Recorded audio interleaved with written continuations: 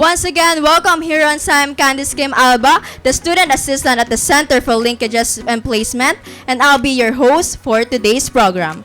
Let's do a quick roll call of the colleges. Once I call your college name, please clap your hands for your attendance. Let's start with the CBFS.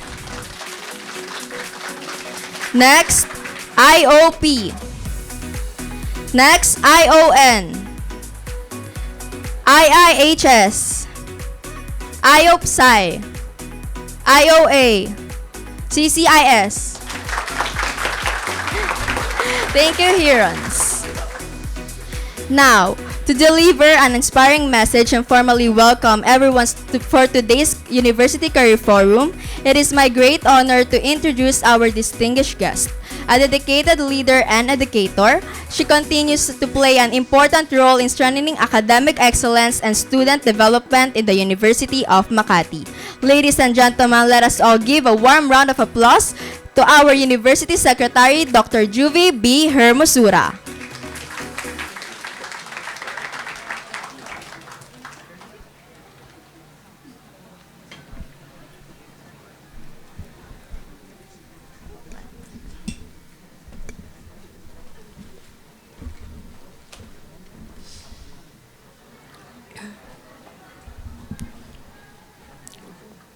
To our resource persons this afternoon, guests, students, to the organizer of this event, the CLP, led by Director Cynthia Jose, to my fellow workers in this university, Director Hannah, student participants, or the graduating students, good afternoon.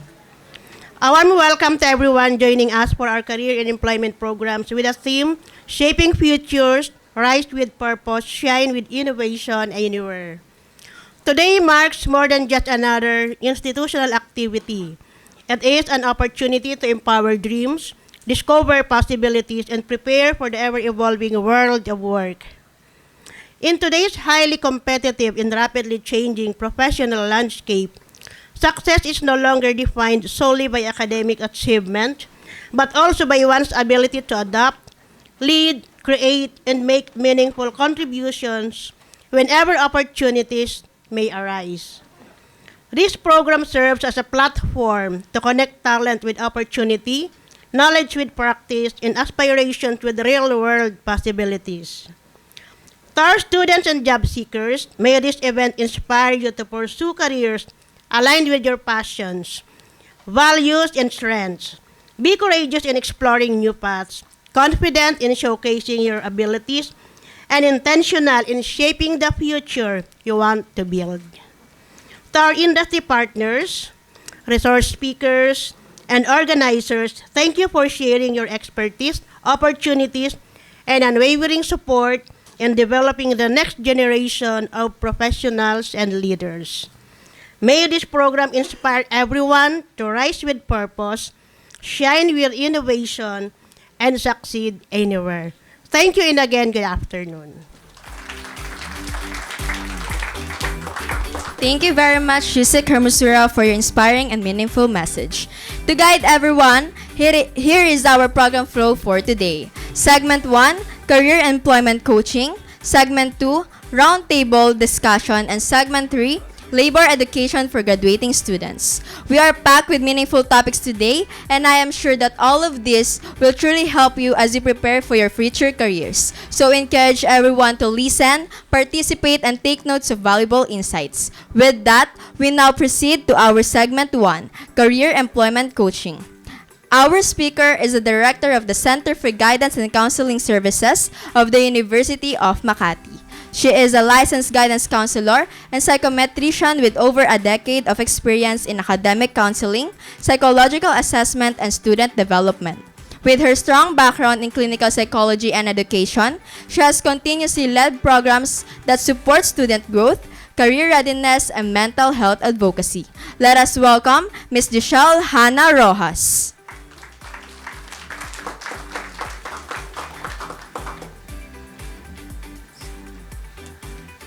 Magandang hapon. Ay, parang di po sila nag-lunch. Good afternoon, everyone. Good afternoon. Okay. I would like to acknowledge our friends from Inclusive Education here. So, tama. Good. Am I good? So, I know a little of that sign language. So, thank you. Their mom is here to help me in doing the sign. Tama ba? Okay, sign language. So, medyo kinabahan ako. Okay. Pero, ayan. While we are waiting for the slides, okay. So, I am tasked to discuss to you ano ba yung mga kailangan natin i-prepare for our career, for our soon employment, and ayun, the little things that we have to prepare. Okay? So, kamusta kayo? Okay naman. Pakibati mo nga ng maganda yung katabi mo. Maganda ka today or gwapo ka today.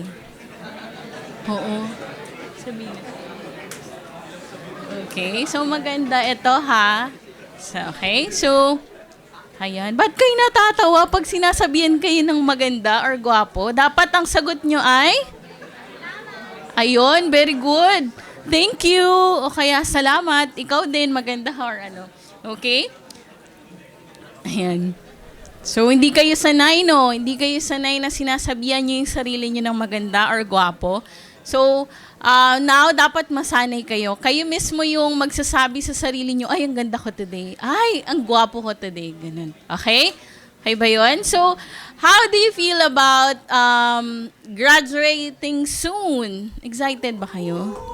Wow. Okay, so, let us give each other a round of applause. Itap nyo yung sarili nyo. Thank you to yourself na you were able to finish your degree. Diba? Malapit na, konti na lang, gagraduate na. So, excited? Ano pa? How do you feel about your upcoming graduation? Okay. Relief, no? Parang, ay, sa wakas natapos na. And then, wait lang. Ayan. Okay. Sige. Alright. So, ano naman yung pakiramdam nyo now that you are going to prepare for your work or for your business or for your, kung magpapahinga muna kayo after graduation or yung iba mag-a-apply na agad, how do you feel about that? Anxious? Siyempre. Ano pa? Ay, sorry. Ano? Sige, pag di kayo sumagot, lalapit ako dyan. Okay na. Asa? Kay Miss Erica ko pa na yun. Okay, so try ko lang ulit yung clicker. Ayan. So, ano pa? Anxious? Ano pang pakiramdam ng mag-a-apply or ano yun, naghahanap ng work? Confident? Wow, thank you. Ano pa? Kinakabahan? Okay. What else? Magastos? Yes, definitely. You will, because you have to prepare and invest in yourself. Okay? Ano pa? Okay, so, all of your feelings are valid. You are allowed to feel what you want to feel. And totoo naman, exciting na tapos na ako ng college, tapos na ako mag-aral. But definitely nakakakaba, nakakatakot, na mag-explore ka ng panibagong phase or stage ng buhay mo, 'di ba? So welcome to adulting life where there would be no breaks. Like wala nang semestral break, ganyan. So, you would go through it ng dire-diretso. Okay. Tama ba yun? Ganun ba yun? Okay. So, what makes this a recent or our surrounding now challenging? Ano yung mga na-observe nyo that we have now in today's world or in our country? Bakit kayo bumubulong? Okay, merong mic dito if you would want to participate.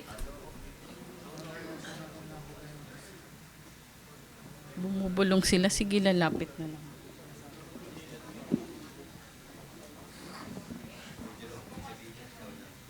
How do you feel or what can you observe about our surrounding now? Mahal po yung kuryente. Okay, mahal yung mga bilihin. Okay, what else? Climate change. Oo naman. Ano pa? Global warming. Ano pa? Totoo. We have now our AI. Alright? Thank you for those who participated. Alam ko marami kayong gustong i-share. Yan. So, of all the things happening around us, the climate change, the economy that we don't really know kung anong mangyayari, the rising prices of commodities and all. So, we have that now. And of course, meron pa tayong hindi ganun. AI, we are competing with AI, tama? Okay, so they can code, they can create paper for us, essay, ganyan. So yung mga tanong na dating mahirap sagutin kasi we have to go to the library. Oops, malalaman yun yung age ko. So before, we have to go through one library to another to create our research paper or our thesis. Now, you can go through different websites na merong mga journals na publicated. So, ayan. Okay? So, the shift towards hybrid and remote work. Okay? And of course, some company would ask you if you have experience already related to the job. Okay? So, what we want to achieve now is to be sustainable, flexible, and value-aligned with the career that we want to establish or pursue. Okay, so with this little time that we have, we will explore practical strategies about navigating job searches, build meaningful connections. We have our guest here. Thank you for being here. And develop the skills employers value most in today's workplace. Ano ba yung hinahanap ng mga employers? What are they looking for sa mga applicants or sa mga future employees nila? Okay.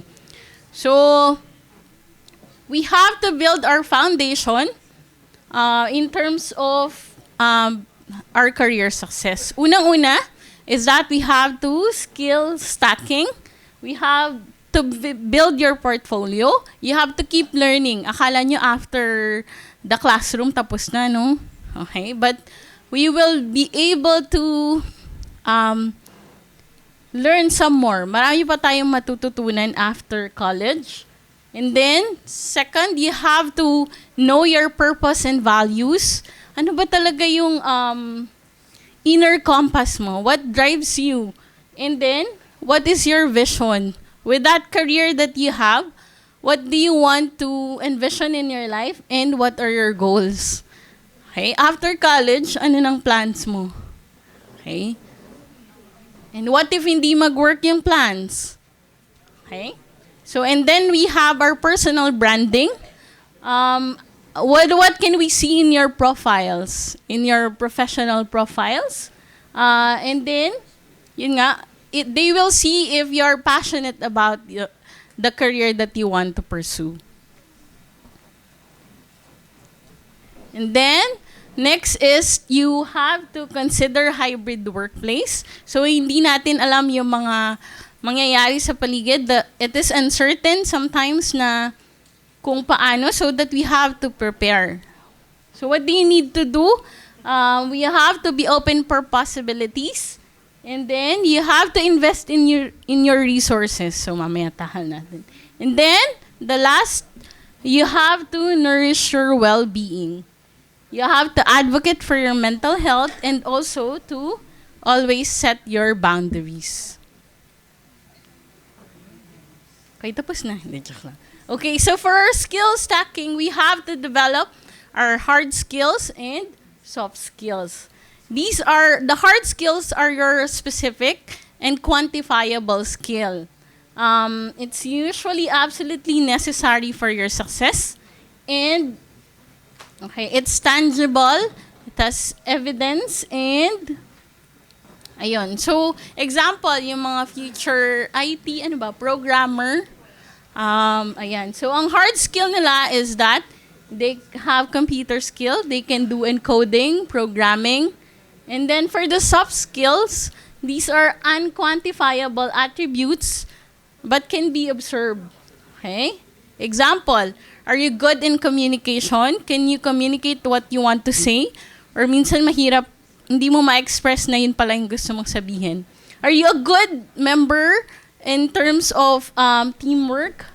Okay. Or can you lead? If you will be given that opportunity, can you lead your team? Okay. And we also need to develop our creativity. Yun kanina din, adaptability. Okay, so we have to keep learning. Yung mga things that you would want to add up to your skill, you can do it. Marami na tayo ngayon mga online courses that you can enroll. Meron ding TESDA. So, halimbawa, kung mahilig kang mag-coffee, you can try being a barista, ganun. Okay, so right now in our current workplace, hindi na at katanggap-tanggap na rin sa Philippines na may multiple jobs, or halimbawa kung may full-time work ka, may business ka on the side, ganun. So we have really to adapt to our changing times. Okay? And then, ayun, so get out of your comfort zone. You have to really learn about life. Okay? Okay. So as Gen Z, or hindi man tayo Gen Z, but we still need to develop our digital literacy. Anong mga AI app tools yung ginagamit mo that helps you in your career? Ano yung mga social media platforms that helps you? Okay? And then, develop your emotional intelligence. Okay? What do you mean by that? You really have to hone your resilience, your intrapersonal skills. Okay? So, because we would be facing challenges in the workplace. Okay? Hindi madali ang maging employee or yung life after college, hindi siya magiging madali because we have to apply what we have learned, and ayun na, yung mga practical things that we have learned in college, i-apply na natin, and no one can say na madali lang siya. Okay? So you have to be prepared in real life. Adaptability means you can be able to adjust whatever the situation you might have. Okay, paano kapag hindi agad natanggap sa work? Ano yung plan B? Ano yung pwede mong gawin while you are waiting for your applications? Okay? Okay. Second is to know your purpose. Bakit mo ba napili yung career na yan? Bakit yun yung gusto mong career? What's your purpose with that career? And then, know your values, because you will be joining a lot of people na iba't iba kayo ng values, ng personality. And what matters is that you know what is important to you. Okay? And then you have to develop your short-term and long-term goal. So example ng long-term goal is makagraduate ng college. Okay na? So check na yun sa inyong checklist. And then, short-term goal is you would want to add up a certificate. 'Di ba, sa mga computer courses, 'di ba, may mga certification na kailangan nyo munang ma-attain bago kayo ma-hire as specialist, ganyan. Okay, medyo mahal yung iba pero you really have to invest in it. Ano pang mga short-term goals nyo? So kung hindi ka pa nag-work, mag-aaral ka ba muna ng baking, yung mga ganun, the things that you would want to achieve. And then, so bakit importante that when you go to the career or company is aligned din sa value mo. Okay? Para hindi ka lang madaling ma-pressure. Okay? So, think about what is important to you, and you have to align it with your interests and values. Okay, if you have a clear vision, okay, gusto ko maging, example lang to, gusto ko maging doktor. So that's your clear vision, and no matter what happen, you will eventually attract the right strategy because your vision is clear to you, that you would want to help others, you would want to be in the medical field.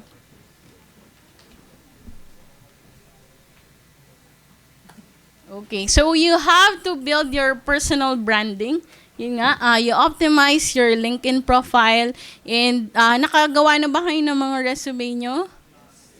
Okay, good, very good for those who are already done with that. Kung hindi man, pwede nyo siyang i-update, pwede nyo siyang i-prepare pa. And then, you leverage your social media presence. Yun nga, ano ba yung nakikita ng mga sa inyong profile, okay? So, and then you have to establish your network. Meron ba kayong mga sinalihan na organizations now in college? Okay. Nakamit ba kayo ng mga, example, in your internship?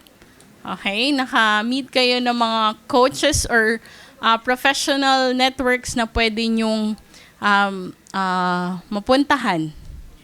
Okay, very good.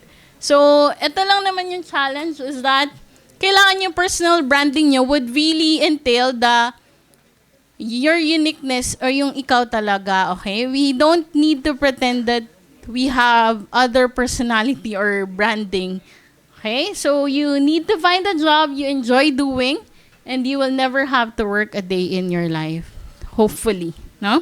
Because when we are passionate in what we do, minsan mahihirapan tayo, there will be challenges. But if you are really driven to pursue it, you would be able to achieve it. Okay. So ito, during the pandemic, it posed us to be adaptable, tama? And resilient. So, what I would want to say here is maging ready kayo. Because sometimes pwedeng on-site yung work nyo, pero magpaparequire ng online. Okay? So you have to invest in your resources. Yun nga, kung meron kayong naipon, you can buy your own gadgets or laptop, and then yun, you embrace new possibilities. So ngayon meron na tayong mga VAs, yung mga work from home. Yan, okay. So you have to explore on that kung saan talaga kayo nag-fit. Okay? Okay. And then the next one is to pakibasa nga yung number 5. Ay, parang di talaga sila nag-lunch. Sige nga, pakibasa ulit yung number 5. Okay, parang inaantok na ba kayo? Nakatulog na ba ang lahat? Okay, so you have to nourish your well-being. There's nobody else who will, who's gonna be your ally. Siyempre, meron kayong mga family, friends who will support you. Pero dapat ikaw, you also take care of yourself. You have to build that ally that you love yourself so that whatever happens in your life or to you, you can be able to cope with it. Okay? So, take care of yourself. What are the ways to take care of yourself? Parang hindi talaga sila naglaan. Okay? So, tama. You have to sleep. Sabi ni Ma'am Juby, natutulog ba kayo ng sapat? O hindi nyo rin binibigyan ng importansya yung pagtulog? So, you have to set boundaries. The professional no. What does that mean? You can say na, kung hindi na talaga kaya ng time, you can respectfully say no. Or kung gagawin mo sa ibang araw, you can just acknowledge the task and mag-promise ka kung kailan mo tatapusin. And then you have to stay healthy. Yun nga, matulog, kumain ng tama. Tama ba? Kumakain pa ba kayo ng... Okay? Kumain on time or... Kasi syempre pag sobrang busy na kayo, baka ma-neglect nyo yung mga bagay na to. Pero this one is important. Alalahanin natin na if we're not well or if we are unhealthy, hindi rin tayo makakapag-function well. Okay? So you have to advocate for your mental health. You have to know how to manage your stress. Stressful ang buhay, tama? Okay? Inevitable yung problems that we have. So, kailangan marunong kayong mag-manage ng time and ng stress. Okay? Okay, for a quick lang about interview, sino dito yung mga nakatry na magpa-interview for a job application? Okay, how was it? Okay naman? Anong pakiramdam during the interview? Kinakabahan. Okay, so when we are having our upcoming interview, we have to prepare for it. Mag-research kayo about the company. Hindi pwedeng pag tinanong kayo, why are you applying here? What do you know about the company? Wala kayo may sasagot. At least man lang, background about the company and the position that you are applying for. Halimbawa, pag tinanong, ba't ka dito nag-a-apply? Bakit ito yung gusto mong designation or position? Okay, so you have to be firm in your answer. And then, mag-practice kayo. Pwede kayo mag-pass ng help sa friends nyo or family members para ma-practice yung pagsagot. Unang tanong, can you define yourself? What can you say? Your strengths and your weaknesses, ganyan. And then, what can you offer to the company? Yung mga ganong tanong. What will you do if you encounter a problem about this task? Okay.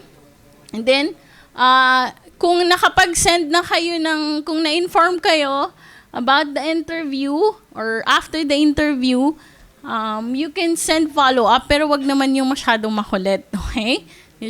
And perhaps they will tell you naman kung anong status ng interview mo after, okay?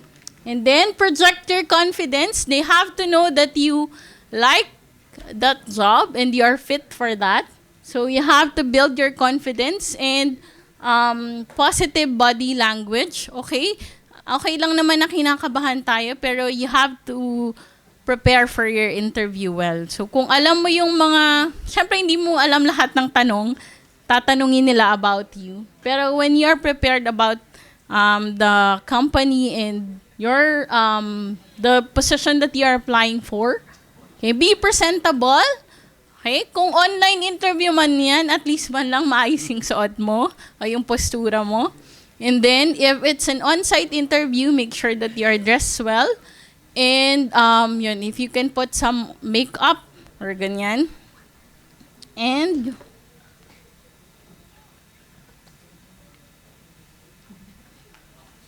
ayaw mo. Okay. So, So, the last reminder is that our career success is a journey. Okay?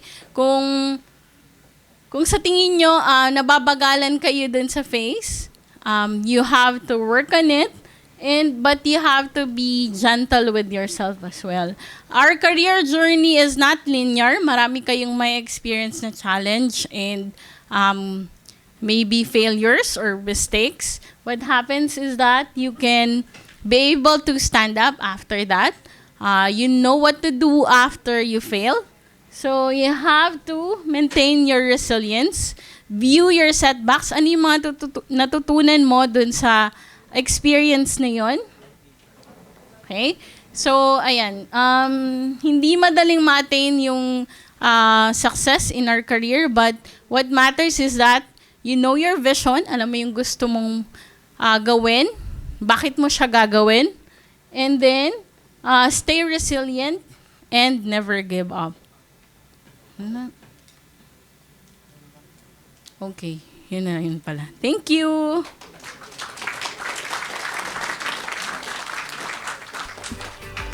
Thank you very much, Ms. Rojas, for those insightful and helpful reminders. Now, we will proceed to the presentation of Certificate of Appreciation. To present the certificate, may we call on Ms. Cynthia Margareta Jose, Director of the Center for Linkages and Placement. Allow me to read the citation. This Certificate of Appreciation is hereby presented to Giselle Hannah Rojas for generously sharing her knowledge and expertise as a keynote speaker during the University Career Forum 2026 for the second semester, academic year 2025-2026 with the theme, Shaping Futures, Rise with Purpose, Shine with Innovation Anywhere, held on the 19th day of May 2026 at the University of Makati.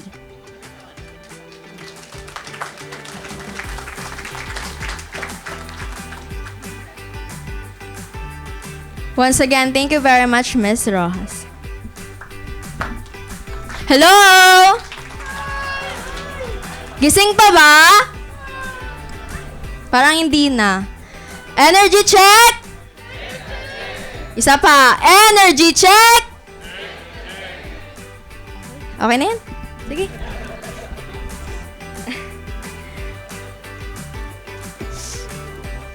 We now move on to one of the highlights of our program, the Roundtable discussion. To guide us through this engaging exchange of ideas, let me introduce our facilitator. She is the CLP Linkages Coordinator, actively supporting partnerships and student engagement initiatives of the university. Let us welcome Ms. J.Ann Laurenilia Bares.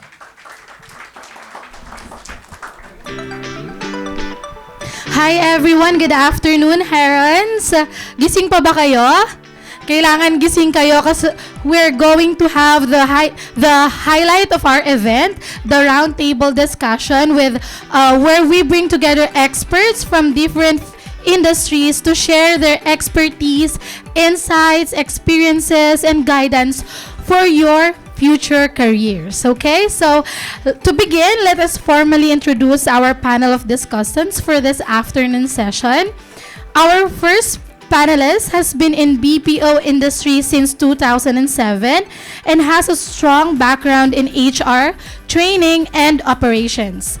She is a former educator in both secondary and tertiary levels and is currently with ADP, where she serves as a sourcing lead and supports the management of hiring platforms for Philippine talent acquisition. Let us all welcome Ms. Teresa Poch Thor.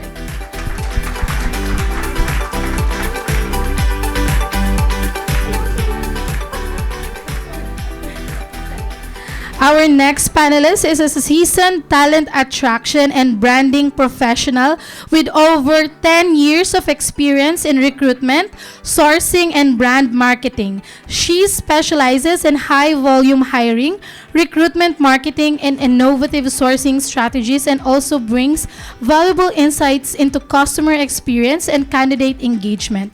Let us all welcome Ms. Audrey Estuar.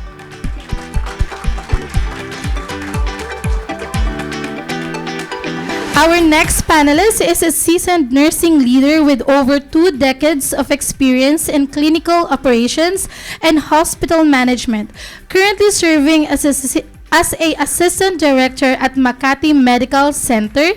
She has extensive expertise in maternal and child health and medical surgical nursing and is deeply committed to developing and mentoring the next generation of healthcare professionals. Let us welcome Ms. Nerissa A. Lagarica, MANRN.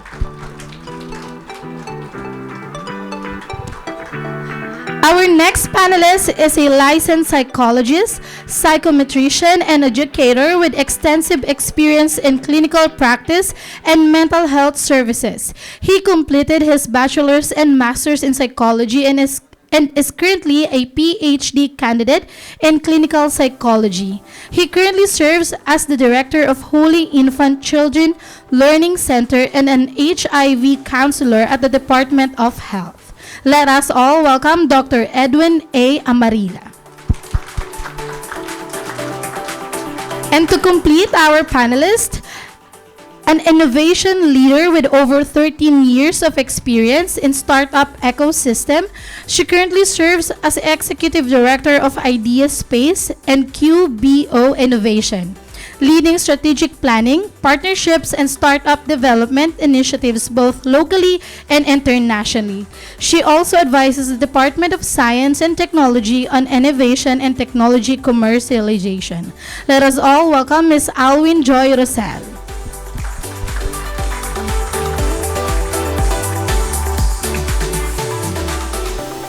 Welcome po again sa UMak, and we truly appreciate your presence today. So now we will begin the discussion since we only have a limited time, and we really wanted this session to be meaningful for our students.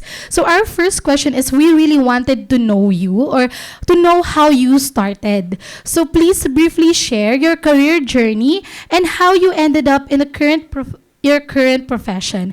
And what inspired you to pursue your current career path? Who'd like to start po?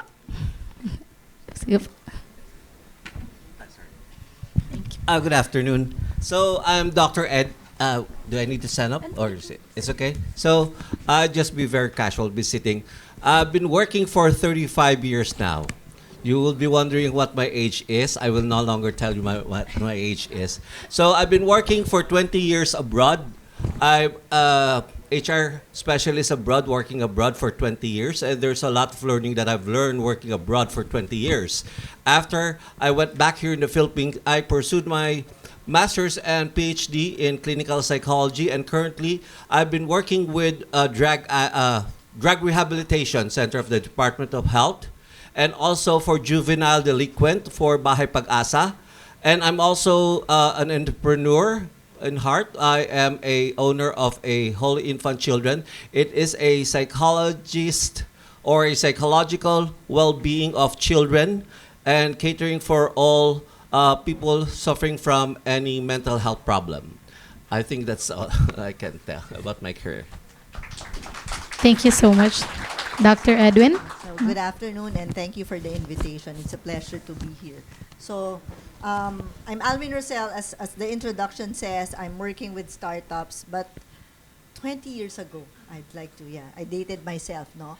20 years ago, I started in the BPO industry, when the BPO industry was very young.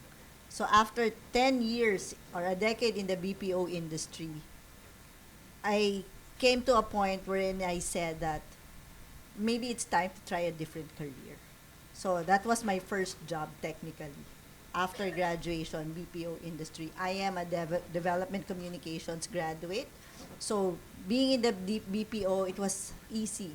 And the BPO now, phone calls. Me, super lucky, emails.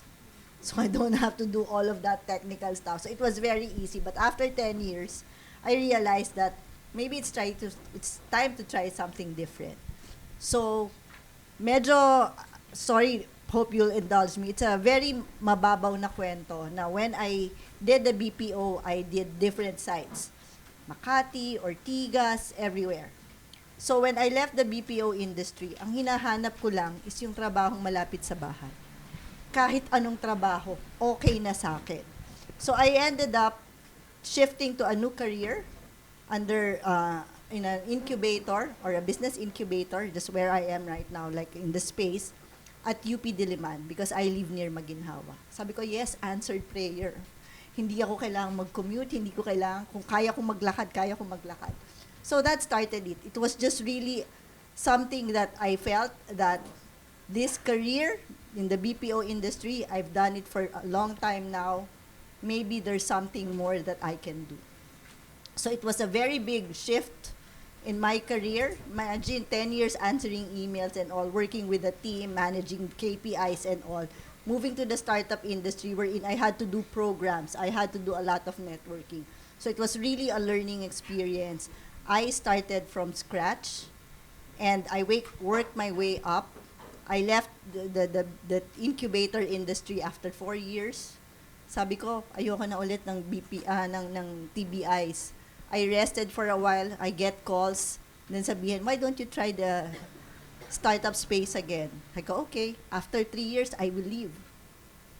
And then, after resting, pandemic, sabi ko, ayoko na talaga mag-work from, not work from home, mag-full-time mommy na lang ako, housewife. And then I received another call saying that, why don't you go back in the startup space? And here I am now, after more than 13 years. I'm back in the space. I'm still in the space that I took that leap of faith na I think this time I'd say that this is my passion.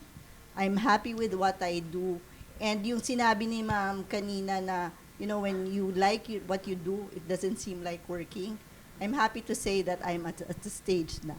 So I hope that's something that, you can look forward to, that there will be a job that you would be very passionate about and that you'd be fulfilled in performing that certain job. Thank you. Thank you so much, Ma'am Alwin.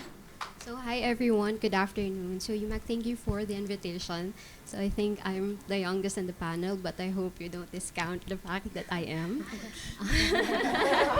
Not to mention the ages of anyone. But I've had 10 years of experience in what I do in marketing. But believe it or not, this is not my plan A, plan B, or plan C. I was actually a pre-med student. So from the very beginning, I had the thinking that I was going to be a doctor from a very young age because I came from a family of doctors and lawyers. And then when I got to college, it was such a big world. I met different kinds of people from different places because I grew up in the province, went to the city, and I joined a lot of orgs. So sobrang daming tao kong nakilala. And then I realized with medicine, it's not just being smart. You need to have heart in it kasi it's mostly service. Not to carry my own bench or anything. I think academically I could have been a doctor, but my heart was elsewhere. One thing I was certain is that I like socializing, talking to people, which is ironic for most of the people who know me because I'm very introverted. So in college, I was very active in the org. So that involved recruitment, people, convincing people to join the org. So putting the org's best foot forward. Ironically again, my first work after college is in customer service. So ang layo, right? Pre-med and then customer service. It's not exactly seeing people in their best light, which is normal when people are frustrated. And I worked there for 6 months, 7 months, and it got me thinking, people actually apply to these jobs. At first, I thought, why? And then I realized it's because these people want to solve problems, right? And during that course of my employment there, I thought, maybe this is something I can do. I like people, and I also like to solve problems. Coincidentally, one of my batchmates referred me to a BPO company. That was the first time that I found out about the BPO industry, or the call center industry, if you must. We were hiring for customer service representatives for overseas companies, but ultimately I was assigned to hire nurses to work in a non-clinical setup. But they're still able to practice their craft in that sense. I saw the full cycle recruitment. I developed an interest in sourcing and marketing, having that experience in my university organizations, and I've come to like it. So as mentioned, if you find the job that you love to do, you never have to work for a day. I feel like in my more than 10 years actually, because I stopped working during the pandemic because of a priority shift, I still feel like every day I didn't work when I was doing marketing because I really loved what I do. I love people. I love guiding them, helping them find their whys or their purpose, or just guiding them to it. So that's it. I'm currently, by the way, the Community and Partnerships Lead for TTEC Philippines. I left the company during the pandemic, but I returned. So I was a boomerang employee because I think that says a lot about the company and their values, because I could have applied anywhere else, but I returned to that company because I believed in their vision and their new mission, especially integrating AI as something that should help people instead of replacing them. Thank you.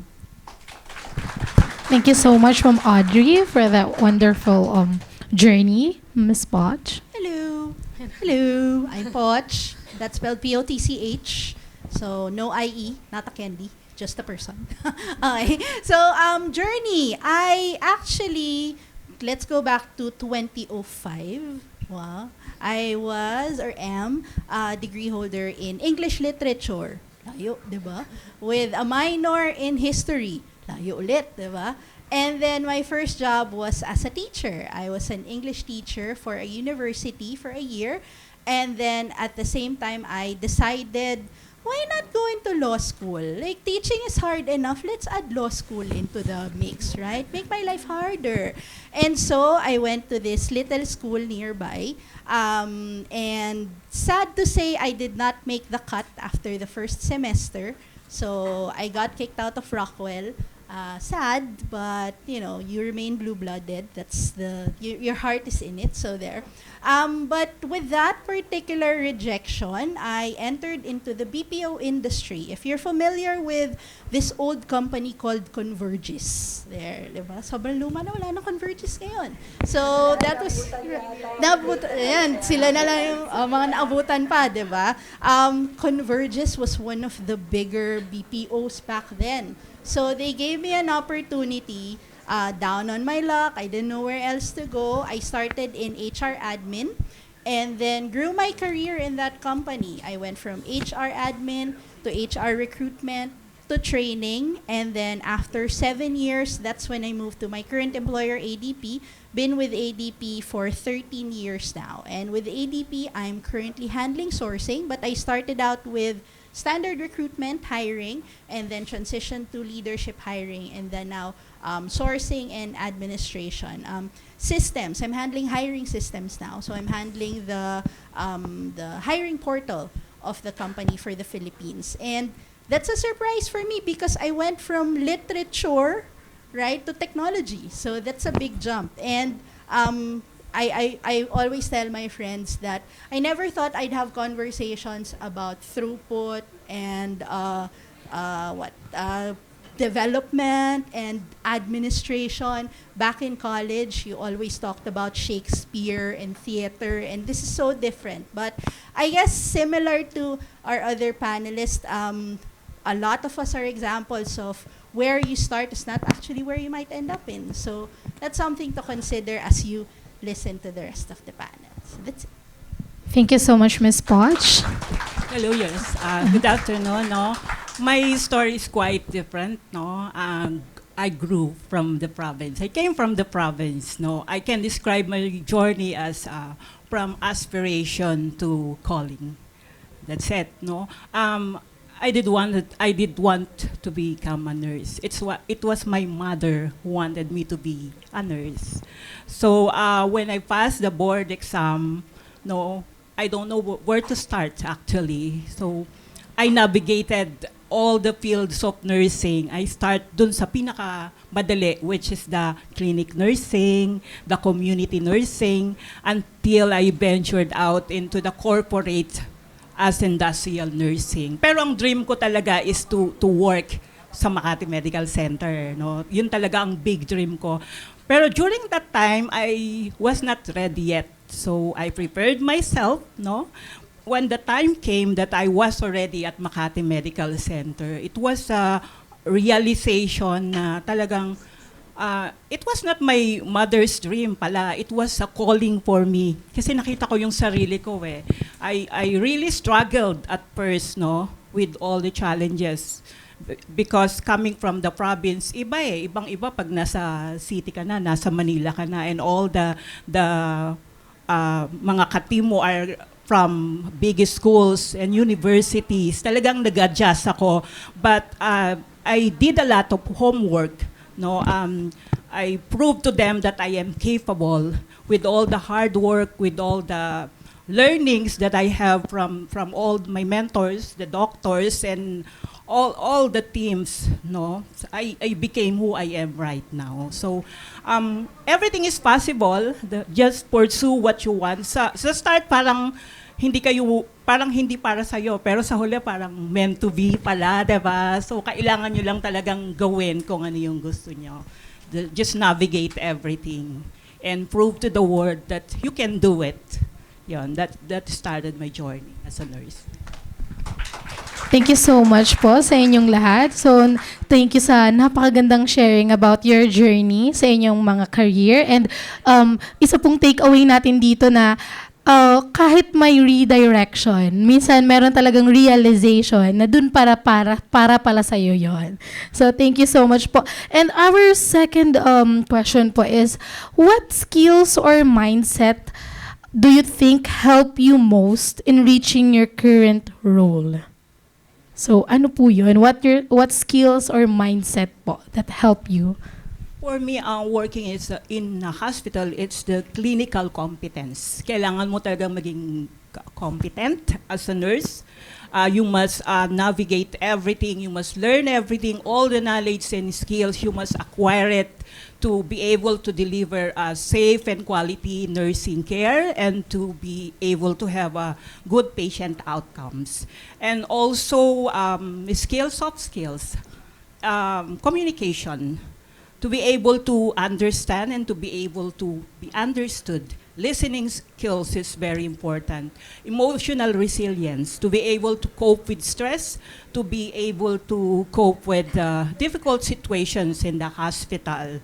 Mga sumisigaw na patient, nagagalit na doctor, untoward incident, mga namamatay na patient. Kasi minsan, nakikita ko, nurses, nauna pa silang umiyak sa patient. May mga ganong scenario. So, you must know how to manage your emotion. And technologically savvy, it's very important nowadays because we are using electronic medical records, telehealth, we have advanced monitors that we use already. And even the patient are using AIs. Diba? Magagaling sila.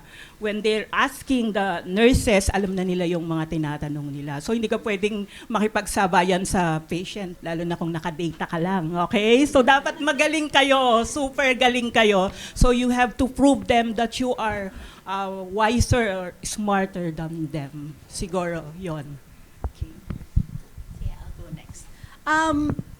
Coming from ADP, that's a company I represent now, we are in the field of HR, payroll, and business administration. The primary task of the company is to provide HR services for other people. So backgrounder lang, di ba, when you end up working, there's always an HR department, di ba? But ADP provides offshore HR, so we do the HR for other companies. So if you're a small company, you can't afford HR, we do the HR for you. So we're HR core talaga. Even our operations is HR. So what skills are important in HR? Empathy. So you have to empathize. If you're in HR, whether it be womb to tomb yan, diba? From hiring to firing, you have to be able to empathize. If you're hiring, you have to be able to hire with speed. If you're firing, you have to be able to fire properly and not just dispose of people, diba?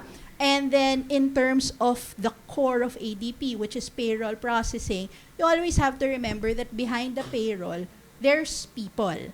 So people-centric payroll. Imagine if you are getting your salary and your salary is kulang, right? Or if your tax is not, if you're not taxed properly, if your kaltas is not done properly, then obviously you would complain, right? So as ADP associates, the associates are trained to ensure accuracy, right? And to also empathize with the employees and the clients, because since money is involved, finances are involved, you have to be very careful with managing those. So those are really the skills, empathy and accuracy, I would say. Thank you so much, Ms. Poch. So, all the psychology students here, empathy ang pinaka-importante daw. Ms. Audrey? For marketing skills, it's important to be adaptable because the market changes quite fast. As you all know, I think everyone's online these days. So in marketing, everything changes fast, so you have to be adaptable. You always have to be willing to learn because you're not always going to be the smartest person in the room. Frankly, I like to be in a room where I'm not the smartest because that means I can absorb more, I can learn more. And another thing is that you have to learn how to say no. Honestly, when you enter the workforce as new hires, it will be hard to say no talaga. But you have to remember, sometimes you have to say no to others so that you don't have to say no to yourself. Kasi if it's a thing that you develop that you always say yes, yes, yes, and yes, you're going to take more than you can chew or bite more than you can chew. And at the end, ikaw yung mas-stress, ikaw yung mababurn out. So, at the end of the day, learn how to say no then. That's it. Thank you so much po, Ms. Audrey. Okay, maybe just to share, I'm in the startup world. So I hope everybody here is familiar with startups. Alam niyo ba yung K-drama na startup, yung may investor, mentor, and all, right? Okay, so in the startup world, we always tell our founders that you should have that grit.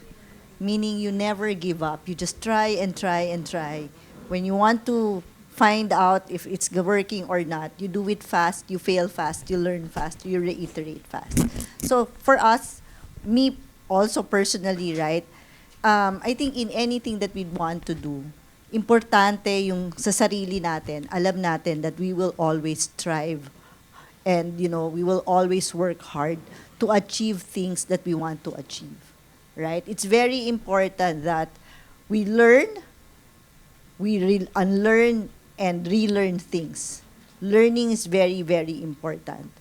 Maybe, yun nga, I said, I came from the BPO industry, I shifted to a new career wherein I have zero knowledge.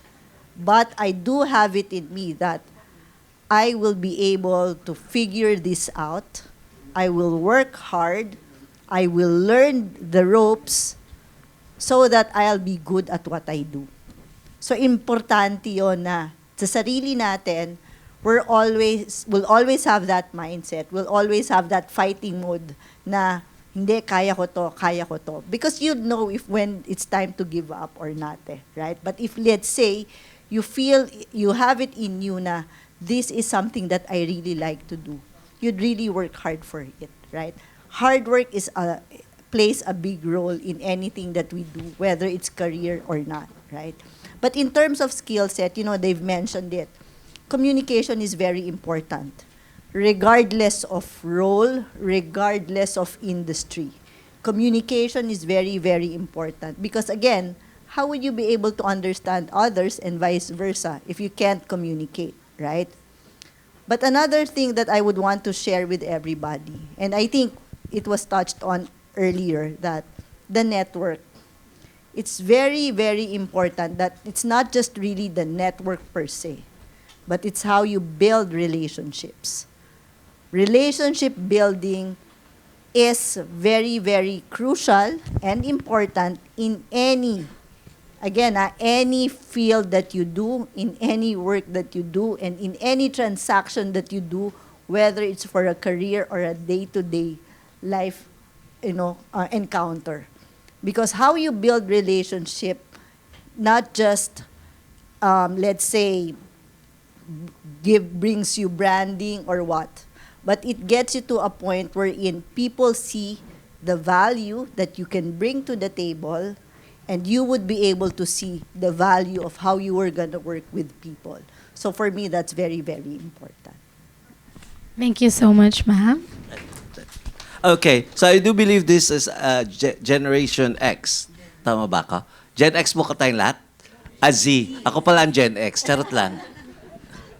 Okay, I'm a Gen X. So, hindi naman po to, this is a diverse course, right? May psychology, may iba-iba. Okay, probably what I would like to share to you people is this. In the first stage of my career, I was very impulsive, just like you. Okay? Then, I work abroad because I was watching a cartoon or animated Voltes 5. Are you familiar with Voltes 5? Narinig nyo ba? Okay. When I was watching that, bata pa ako, I said to myself, diyan ako magtatrabaho.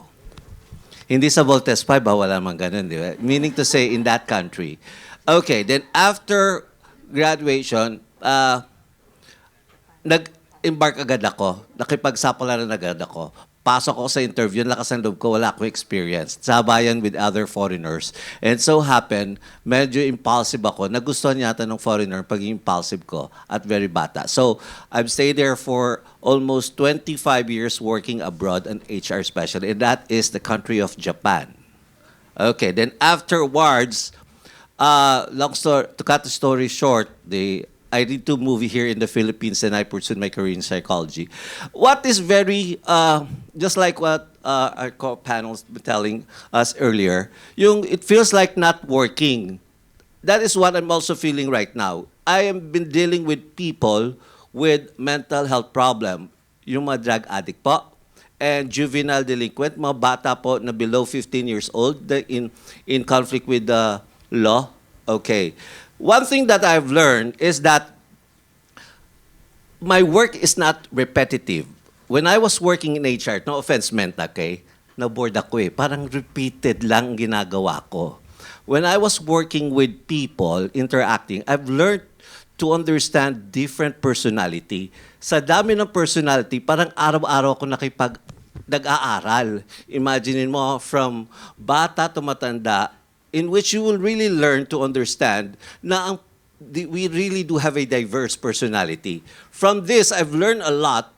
Regardless of your psychology student or any course you are, you must be very passionate and interested with your career. Okay? Napaka-importante po talaga niyan. I really love interacting and learning from people. This is where I get my experience right now. No matter how bad my experience is, okay, I learn to appreciate it because I know how to translate my bad experience into a positive learning. Okay, that is what I'm sharing with my patient, na you keep on telling the negative, ay, iniwan ako na asawa ko, kaya ako nag-drugs, kaya ako nagnakaw, bata ko kasi mga magulang ko hindi ako pinag. They always dwell on negative aspect of life. But what I'm telling them, okay, negative experience are not made because to pull you down, but to teach you. Okay? Hindi po siya ginawa ng life, ng destiny, para po tayo ay ma-frustrate, but rather to keep us learning. Siguro ayun lang siguro share ko with all the Gen Z. X na naman para ako yun. Okay? You know what? Very chillax type talaga kayo. I've been teaching also sa TC for 10 years now. And I've learned a lot with you people. Napaka-chillax nyo, napaka-outspoken nyo. Nandiyan yung minsan, ang dami yung say sa teacher. Okay? Ang dami yung comment. Okay? I understand. Napaka-colorful ng inyong generation. But this is only what I would like to share with you guys. Okay? Being a Gen Z, I don't see anything wrong about it. But you try to adopt different generation. Okay? Hindi nyo pwedeng stick na, hindi, Gen Z ako, ganito ang masusunod sa akin. Flexibility is the key word in life. You must be able to adapt to life, whatever life gives to you. Okay? Thank you. Thank you so much, Dr. Edwin. Grabe, sobrang lawak, sobrang bigat, no, ng mga inputs ng ating mga panelists. I hope you guys are still listening to the discussion. Now, we're going to have this question na relevant po for our world right now, especially our country right now. Kasi po in today's world of global issues, political change, environmental challenges, and AI, how can future professionals like our students develop resilience, adaptability, and leadership for career success? Since kanina na-mention po natin yun, ano po yung relevance or anong pong nangyayari sa mga industriya natin ngayon, nangyayari sa makabagong panahon natin with the issues in our country, and ano pong maipapayo natin sa mga future job hunters natin with this industry or with this economy right now? Pang Miss Universe po ba ang tanong? Sige po, Miss Po. I'll start. Pang Miss Universe siya ng konti. I believe. Joke lang. So again, I'm answering as a representative of my company. So ADP is one of the supporters of generative AI. So when we first rolled that out, there was a bit of a shock with the employees because, oh my God, my company is supporting AI. Does that mean I will be losing my job? Right? But there is such a thing as conscious AI. Just as with any technology that's invented, all technologies have their advantages and disadvantages. And your job, or our job as users, is to find the positive in it and to, of course, disregard or not focus on the negative of it, diba? So, what we do, since we are in the field nga of HR, payroll, and benefits administration, we use it to our advantage. So, AI is used as our chatbot. AI is used to manage our payroll services, but not all of it, right? Our associates are currently being equipped to use it and not to be replaced by it. Because it's the only way that you will embrace the technology. Because the technology is here. There's nothing we can do to stop it, right? In a similar way, for those who are minor in history, sorry. So naalala nyo before, when you make a phone call, you have a person in the phone company moving the phone line from one line to another. So they make it sok-sok like that. Kung napanood niyo yung Marvelous Miss Maisel, may part doon na nagaganon siya, diba? We don't have that anymore. The technology allows your call to connect from one person to another. So obviously, the person who was making sok-sok the thing, no longer has a job, right? But who knows? That person could have transitioned to another job. And that's the idea. Companies, one of those being ADP, embrace AI to be able to support employees. Now, to follow up on to go to the question of what should we do, not just you guys, but what should we do so that AI does not replace us? You make yourself irreplaceable. You improve, you study, you learn the language of the device so that you can use it to your advantage. Because yes, there are things that AI can do, like yung banana tsaka yung orange na nagpakasal tapos dumating yung lemon, 'di ba? Alam niyo yung sinasabi ko, 'di ba? Okay. So, AI can do that. But can AI manage the system itself? It's still a person who puts in the prompts. It's still a person who types the commands, right? So, remain growing and use that to your advantage. That's my take. Thank you so much, Ms. Potch. So a lot is going on with healthcare then, no? But no one can replace us because we're dealing with human being, diba? So with the technology, we just have to adapt, to adjust, and integrate. Yun lang yun. Thank you so much, Ma'am Nerissa. We just have to adapt and adjust. For TTEC's case, we are also one of the companies who adapted AI into our processes. So, like I said earlier, TTEC's aim is not to replace the human employees, but rather to use AI to aid us in the work that we do. Same also with what Ms. Potch said. We also have chatbots that we use in our company. There are certain systems and process in place that we offer to our clients that use AI. But here's the thing. I'm not sure if everybody knows this or if some of you do. We are actually smarter than AI because AI has trainers. During the pandemic, I had the experience of training AI systems. At the back end of it, there are people training them. There is a thing in AI that's called hallucination because sometimes when we ask questions to AI, they fill the gaps that they don't know. So AI doesn't know everything. And Ms. Posh is right, and also I think everyone in the panel will agree that learning is important. It's continuous, and we have to continue doing it even after school. Even if AI gets to a point that it gets smarter than us, I still feel like humans will always have an advantage because we're adaptable. We're not run by a back end like AI is. It's a system. It's a technology.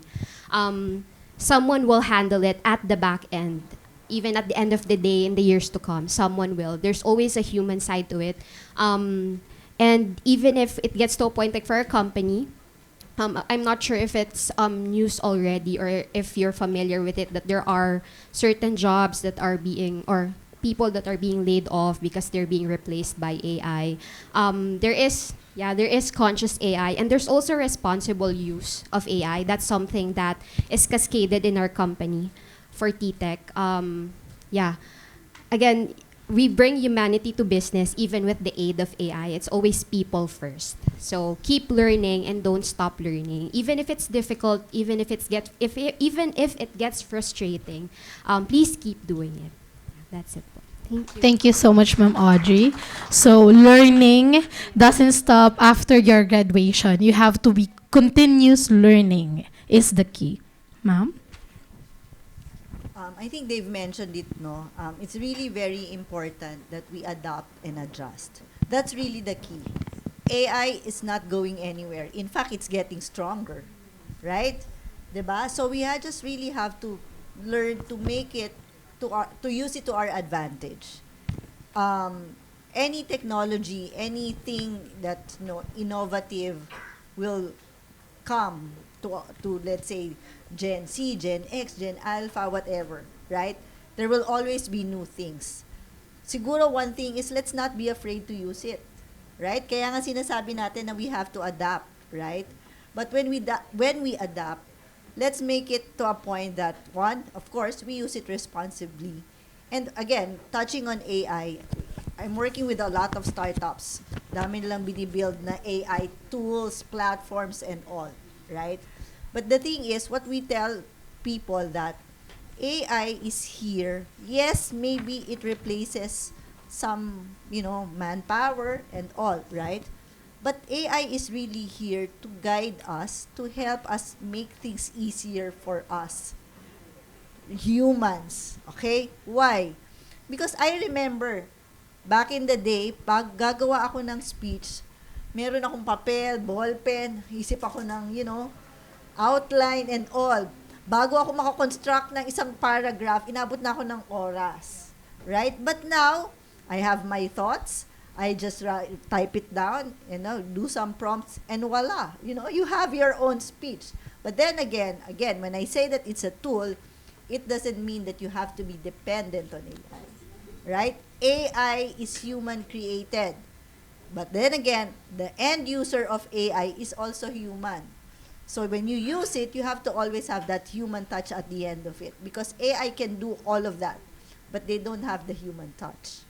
To Mom's point, we have that human touch. That's why I circle back to what I said, that you adopt all of these tools. But then again, it will always be there to help us make things easier, work more effective, work more efficiently. But then again, it doesn't have the human touch, and we can build the relationship so that we will always be valued, and there will always be something that we can bring to the table that not all of these tools have. Thank you so much, Ma'am Alwin. Dr. Okay, siguro ang mas share ko lang sa atin mga new graduate na, no? Considered. Congratulations. Once you start your career, ito lang sasabihin ko, wag po tayong talon ng talon sa isang trabaho over the other. For example, nabagot kayo, one month pa lang, ay magre-resign ako. Don't ever do it. You're creating frustration. Tatandaan nyo, ma-frustrate lang kayo, iisipin nyo, ano ba yun, walang trabaho para sa akin. Tatandaan nyo, there's no such thing as perfect world. Life will not be easy for you. Okay?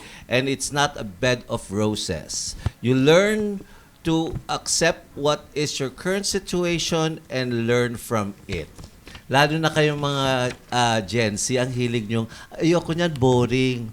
Sinasabi ko sa inyo, walang pupuntahan yung career. While still young, you try to learn. For example, sa isang trabaho na to, yes, you find it boring, but try to learn what are some of the experience that I can learn from this work. Make use of it. Okay? Rather than thinking of, ay ano para sa akin, gusto ko maging boss agad ako. Hindi dapat ganon. The attitude should not be like that. Okay? Kung gusto nyo boss agad kayo, bahala kayo sa buhay nyo. Okay? Okay, you really need to learn a lot. Okay? Tatandaan nyo ha. Ayan po napapansin ko eh. You get tired easily, you give up easily, then sisisihin nyo, frustrate ako, nadidepress ako. Sino ba may kasalanan? Ikaw rin. Okay? Kasi lipat ka ng lipat ng trabaho.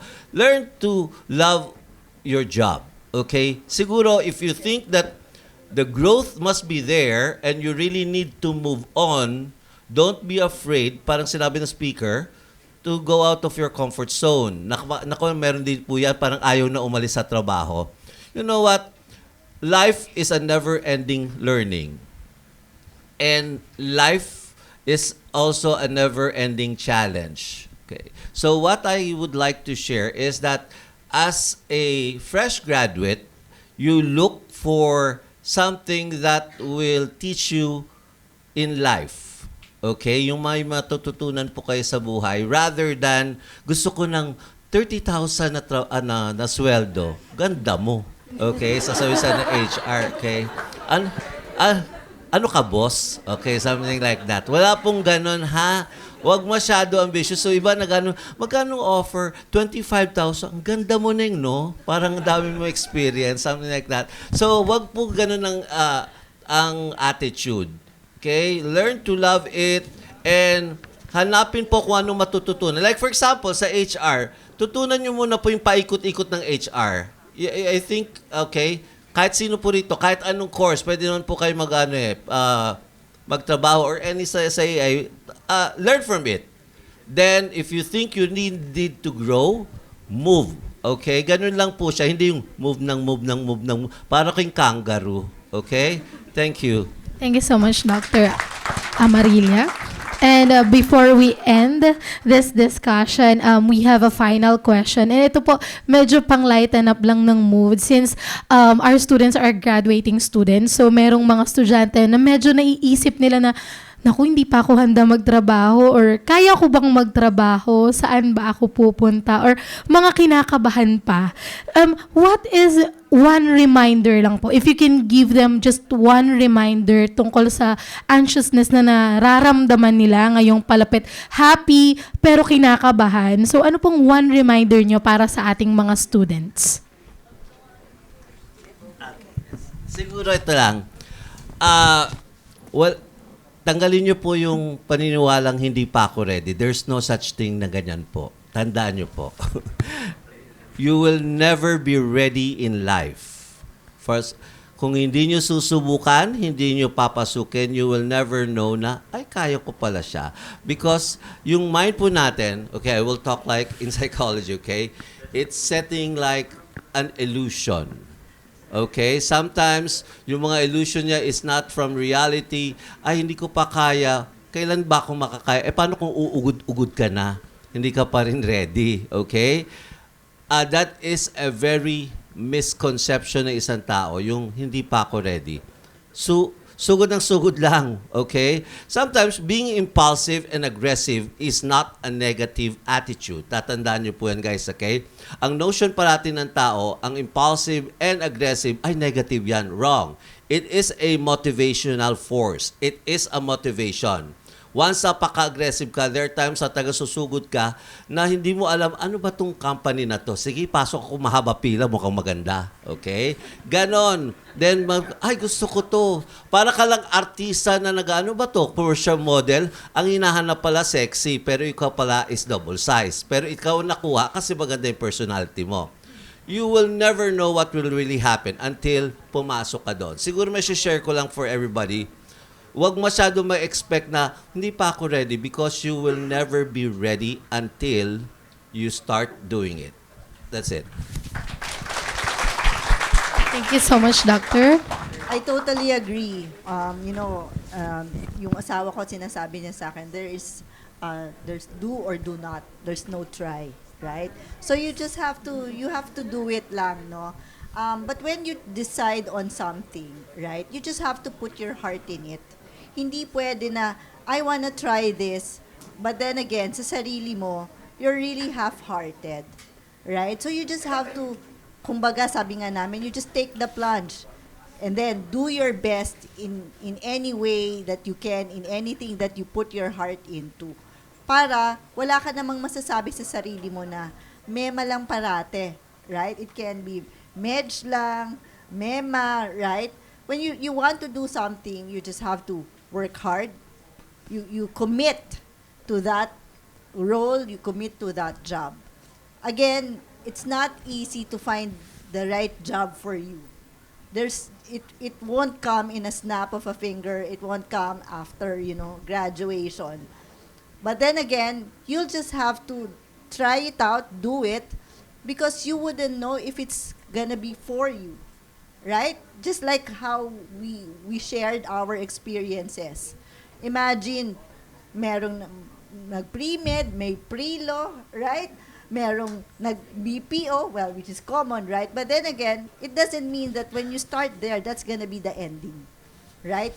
Maybe when you start from somewhere, that will lead you to a path to where you're supposed to be.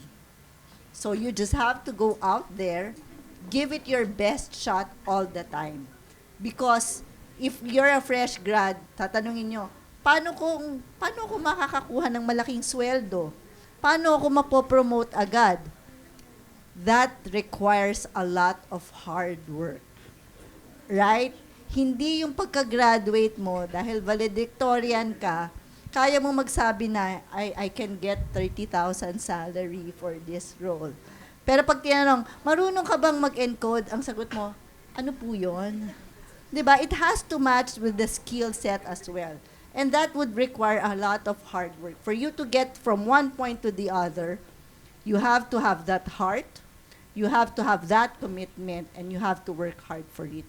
Then you would know if you're gonna be successful in life. Because if, again, parang kung Gen Z ka, nabobore ka kaagad, ayaw mo na feeling mo na napagalitan ka, hindi naging successful yung isang project mo, ayaw mo na, that's not the way to go na mag-job hopping ka. It says a lot also, just to share with you, it says a lot also if you're job hopping. So, iiwasan nyo yan. Because again, the commitment should always be there if you want to succeed in life, whatever career you choose. Thank you so much, Ma'am Alwin. I agree with Doc na you'll never be 100% ready. And I also agree with Miss Alwin that you have to take the plunge. Just to share, sa team namin, bawal yung word na but. So, pag may statements kami, bawal yung but, you can use and. So, hirap na hirap yung team. And then I remember, there was one time that I was allowed to say but, kasi I was also in that sense. We were doing a big project, a major project. It was going to run across all our Philippine sites. And I said, I'm not ready, but I'm willing to learn. I'm willing to make mistakes. I'm willing to face setbacks. So that was the only time that my supervisors accepted the word but. And I realized that that fear of starting because of those feelings of not being ready, it's because of the pursuit of perfection. Because we're worried about starting. We want to be perfect agad. Gusto natin magawa agad natin siya ng tama. Gusto natin walang mali. Kasi siguro we were conditioned like that. But I've come to realize yung 3 to 4 years of trial and error before finding what fits for me. It's okay to make mistakes. What's important is you try and be okay with making mistakes, having setbacks. It's normal. You have to accept that those things are normal, and sometimes you have to delay the pursuit of perfection or abandon it altogether to make your life easier and for your peace of mind also. So therefore. Thank you so much, Ma'am Audrey. Copy-paste. Joke lang. Sabi ni Padre Ferriols, lundagin mo, baby. So, diba? I agree with everyone in saying that you take the risk, you take the plunge, lundagin mo, baby. Kasi pag di ka lumundag, maiipit ka dun eh. Masa-stuck ka dun. And whether you're starting your career, in the middle of your career, hopefully not the end of your career, but wherever point you are, of course, in consideration of everything in your life, right? You continue to grow, and you start growing, you continue growing, and I think all of us are examples of the fact that where you start is not where you end up. So, be open, be flexible, and gising. Gising, bro. Gising, Brad. Si Brad ay nananaginip ng kanyang ng kanyang future. Ayan. Sorry, na-catch your attention ko.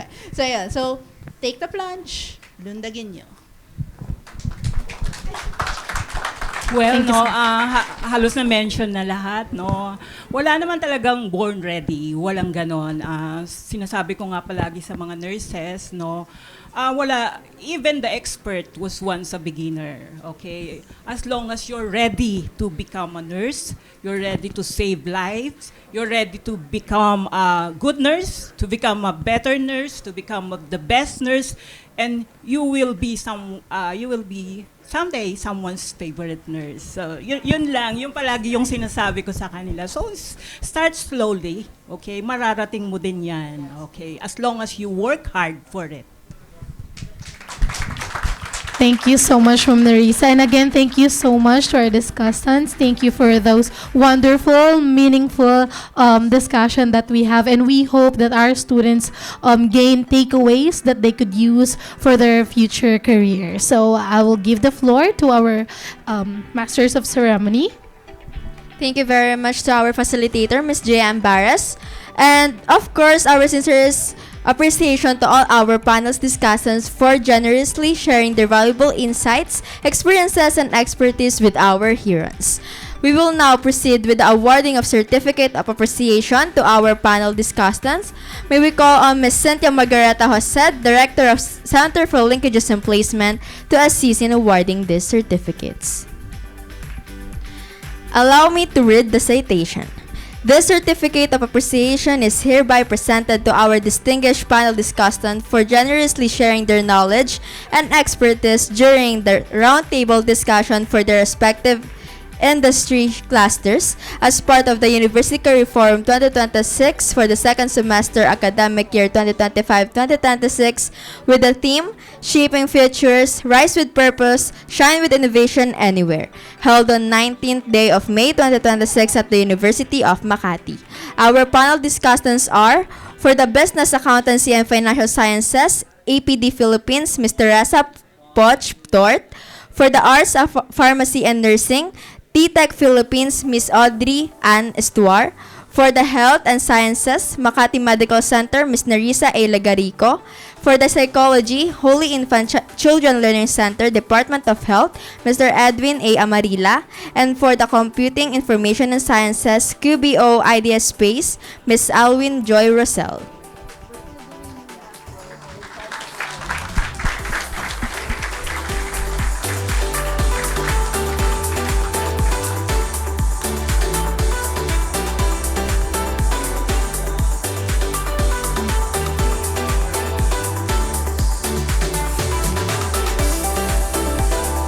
Once again, thank you very much to our panel discussants.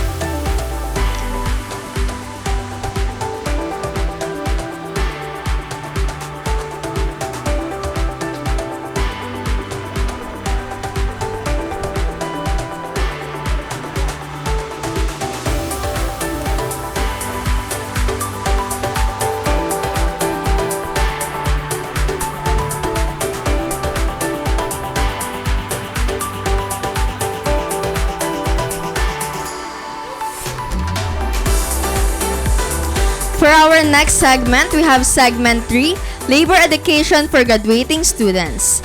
Our speaker is the Labor and Employment Officer 3 and Labor Inspector from DOLE NCR, currently serving as part of the Technical Working Group and as focal person for the Career Development Support Program and Job Placement Office. He has extensive experience in labor inspection, conciliation and mediation, and handling employment-related concerns, including work involving foreign nationals. Let us welcome Mr. Geoffrey Francis Arma.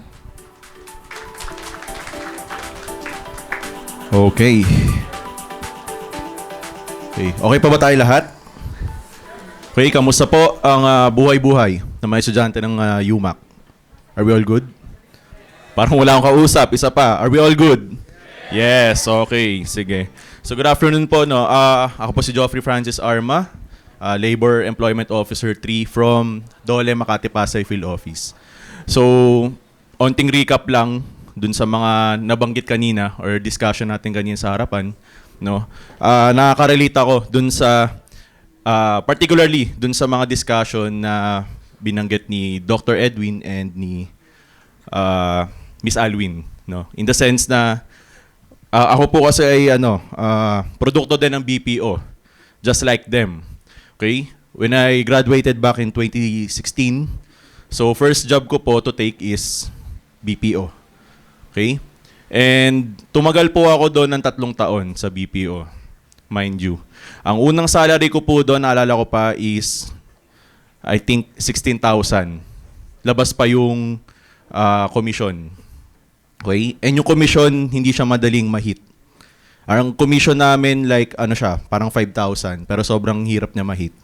Okay? And, ang ano dito, lagi kong gustong ipalam sa mga estudyante na importante malaman ninyo yung labor standards.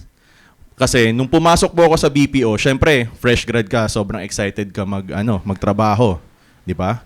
Kikita ka na ng pera, mabibili mo na yung gusto mo out of your own pocket. Okay? So, nung panahon na 'yon, kasabay ko ma-interview yung 2 ko pang kaklase. Lahat po kami natanggap. So, ang sarap sa pakiramdam, kaklase mo, katrabaho mo pa. Okay? Pero, ito ang pinakamalalang nangyari. Okay?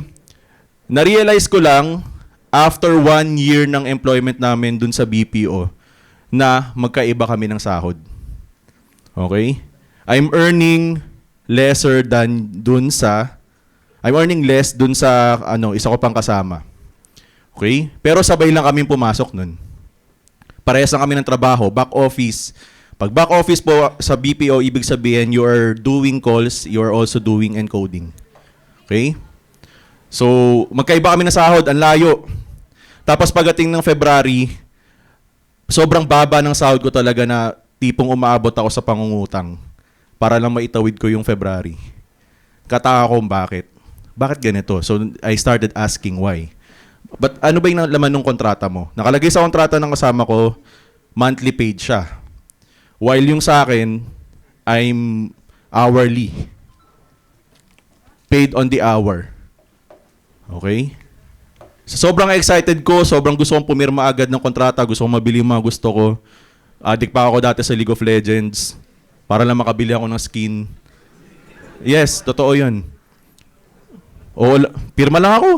Siyempre, ipapost ko sa Facebook, may trabaho na ako. Minayday ko pa yung yung cover ng ko. Doon ko na-realize na dapat mga ganitong bagay pala sineseryoso.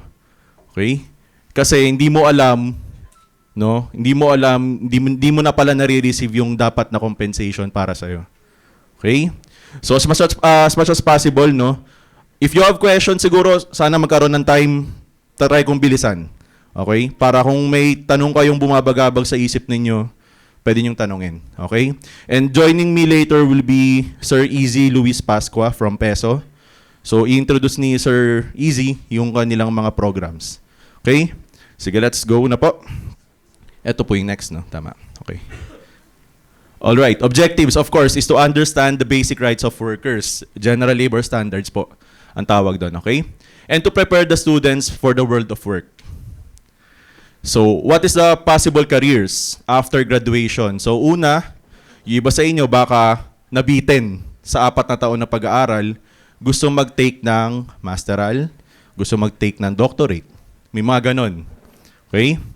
So, local employment naman po, government, civil service eligibility. Ito lang po ang gusto kong i-advise sa inyo. If you are interested in government service, ang i-take nyo na po is professional level. Okay? Bakit? Kasi po yung babayaran ninyo, sobrang liit lang ng difference from sub-pro. But yung opportunities na mag-open up sa'yo, once you have the CSE professional level, mas mataas. Pwede kayo mag-apply ng mas mataas na mga work. Okay? Private. Nakalagay dyan. So, ang jump ko, isipin nyo, from 3 years na nagtrabaho ako sa BPO, paano ako napunta dito sa harapan ninyo na nagkasalita? Yun yung dinidiscuss kanina ni Sir Edwin. There is no such thing as being ready. Kung merong opportunity na kumatok, take mo agad. Okay? Entrepreneur, ayan, yung iba sa atin, yan na. Yung sasabi nila kanina, gusto maging boss. Okay? Gustong maging kangkong chips. Okay? Work overseas or OFW, sea-based. Okay? Seaman loloko? Hindi. Okay? Land-based or land-based. Okay, next. So, ano ba yung mga challenges nyo? Siyempre, ayan na. Naghanap na kayong trabaho, binubungangaan na kayo. 2 linggo na kayong nagpapahinga. Hindi nyo pa rin alam kung saan kayo mag-a-apply. Anong gagawin ninyo? Pinakauna, syempre, beware of illegal recruiters. Okay? Pag may nakita ba kayong nakapaskil dyan sa, sa poste sa labas, wanted, ganito, ganyan, katabi ng Malabanan, Poso Negro, paniniwalaan nyo ba agad? Hindi, di ba? Okay, due diligence, if you have the time, you search kung legit yung company. Okay? Public Employment Service Office, ayun na nga, sila Sir Easy. Diyos ko, barangay level, sina na ang bumababa. Mall, kahit walang special na occasion sa normal na araw, nag-job fair. Kayo na lang yung iniintay. Okay? Parang isinusubo na sa inyo yung trabaho, kayo na lang ang wala doon. Okay? Job fairs, ayan, and online platforms, kanina may nakita ko sa labas, I think Boss Job yon, PhilJobNet, JobStreet, etc. Okay? Next. So yan, pinaka-importante, ito na, dito ako nagoyo dati, di ba? Kwento ko kanina. Contract of employment, of course, this is based on a mutually agreed on voluntary made exchange between parties. Okay? Yun nga, dahil hindi nga ako nagbabasa, hindi ko na-check kung ano yung stipulations sa kontra ko. So, ganun pala dapat yun, hourly paid. So, pag absent ka, yari ka. Mababa talaga yung sahod mo. Di tulad pag monthly paid, you are considered paid during the whole year. Okay? Yun yung niyan. Difference po nun. So, the employee agrees to provide services to the employer and employee renders service in exchange for wages in compliance with the existing company policies and labor standards. Okay, hindi po polo i-servisyo ang ginagawa, may sahod na po. Okay, may kapalit yung inyong service or trabaho na ginagawa. Okay? So type of employees, pinakauna, ito yung may encounter ninyo. Okay, probationary, you will be considered as a probationary employee. So probationary employee, dapat ipaalam sa'yo na nag-start na yung period mo. Pinakauna yon. Okay? So, reasonable standards to qualify as regular employee made known to employee at the time of engagement. Ano ba yung mga metrics? Paano ka ba gegradean? So, ang pinakaano na to is 180 days or 6 months. That is the usual. Pero it could be extended in the cases na bagsak ka. Bagsak ka talaga, pero trip ka nila. Kunwari, magaling ka magpatawa. Ay, parang trip ko si ganito ah. Sige, extend pa natin. Baka naman magbago pa. Diba? Yun, ganun siya. Pwede yung ganun. Or, in some cases na may specialization talaga na involved dun sa trabaho. Okay? Those are some scenarios na pwedeng ma-extend yung probationary period nyo. Pero the usual is 6 months. Okay? Next, si regular employee, ayan na. Okay? Yung pagiging bibo mo, pagiging sip-sip mo, na-regular ka na ngayon. So, you are expected to perform activities usually necessary or desirable in the usual trade or business of employer. Hindi ka na lang basta inuutusan mag-print, okay, or mag-xerox. Regular na trabaho yung ginagawa mo. So, indefinite term and cannot be dismissed basta-basta. Hindi ka na pwedeng tanggalin sa trabaho basta-basta. Kunwari, may ginawa ka, may nakasagutan ka, may inirapan ka, kinabukasan, huwag ka na pumasok kinabukasan, nakakabwisit yung mukha mo eh. Hindi na pwede yun. Okay? Hindi naman talaga siya pwede kahit umpisa pa lang, kahit proby pa kayo. Okay? Next. Project-based naman po, sa madaling sabi lang nito, if kunwari sa isang, let's say for example, Globe. Si Globe may project to run this specific promo. Okay?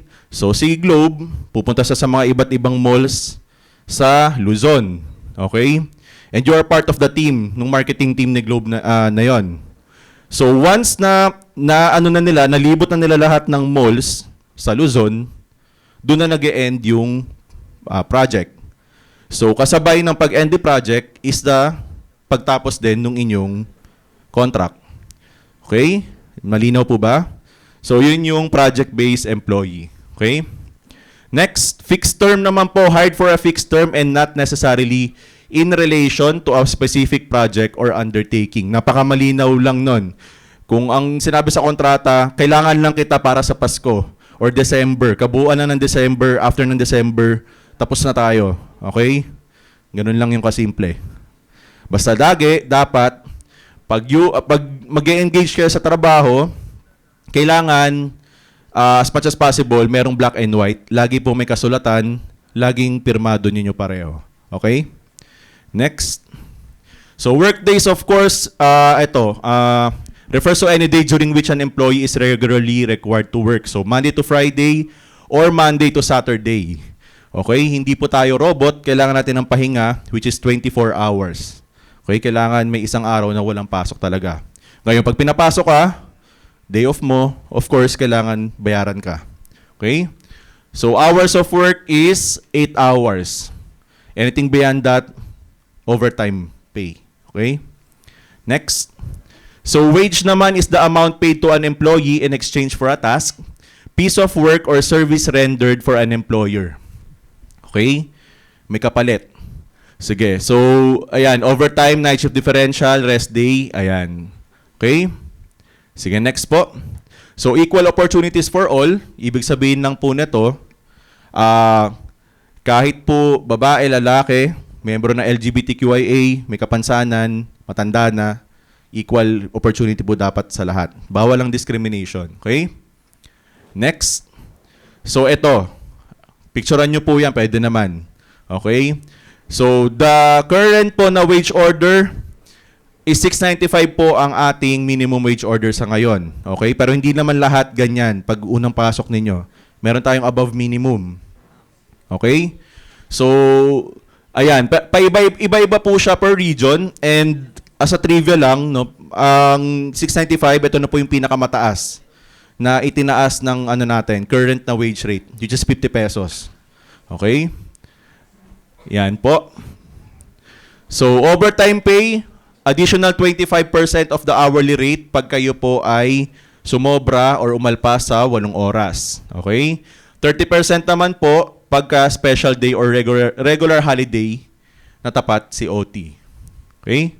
Next po. Regular holiday pay naman po, ayan. So, on non-work holidays, 100% bayad pa rin po kayo. Okay? Bayad pa rin. Dapat, pero dapat ang condition dyan, pumasok kayo prior sa araw na holiday para mabayaran yung mismong araw ng 100%. Okay? O pag pumasok kayo sa mismong holiday, 200% or double pay.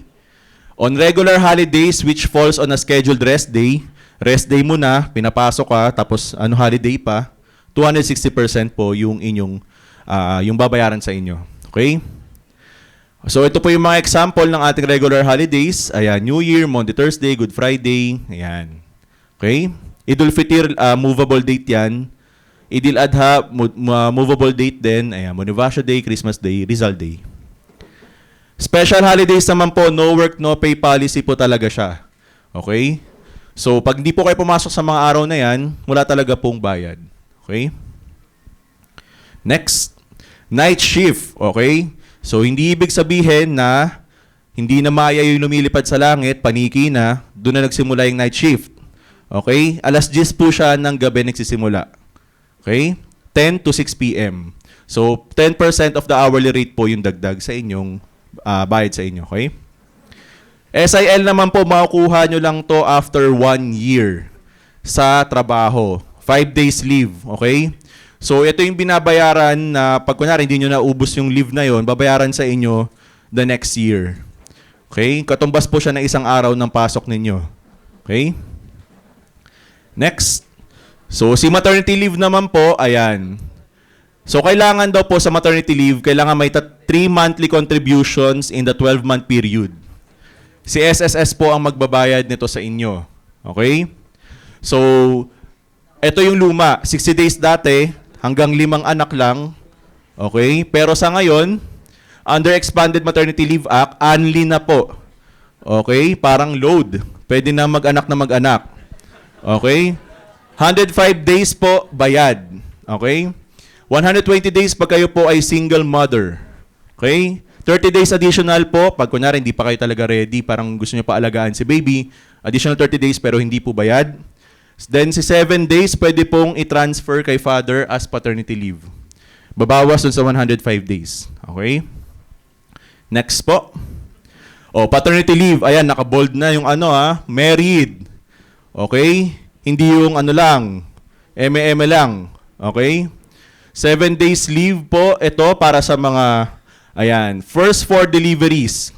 Kasi ang thinking nila dyan, pag 5 na yung anak, o kaya mo na yan, di ba? Hindi na masamahan. So, employee at the time of delivery of his child, cohabiting with spouse. Okay, nasa iisang bubong.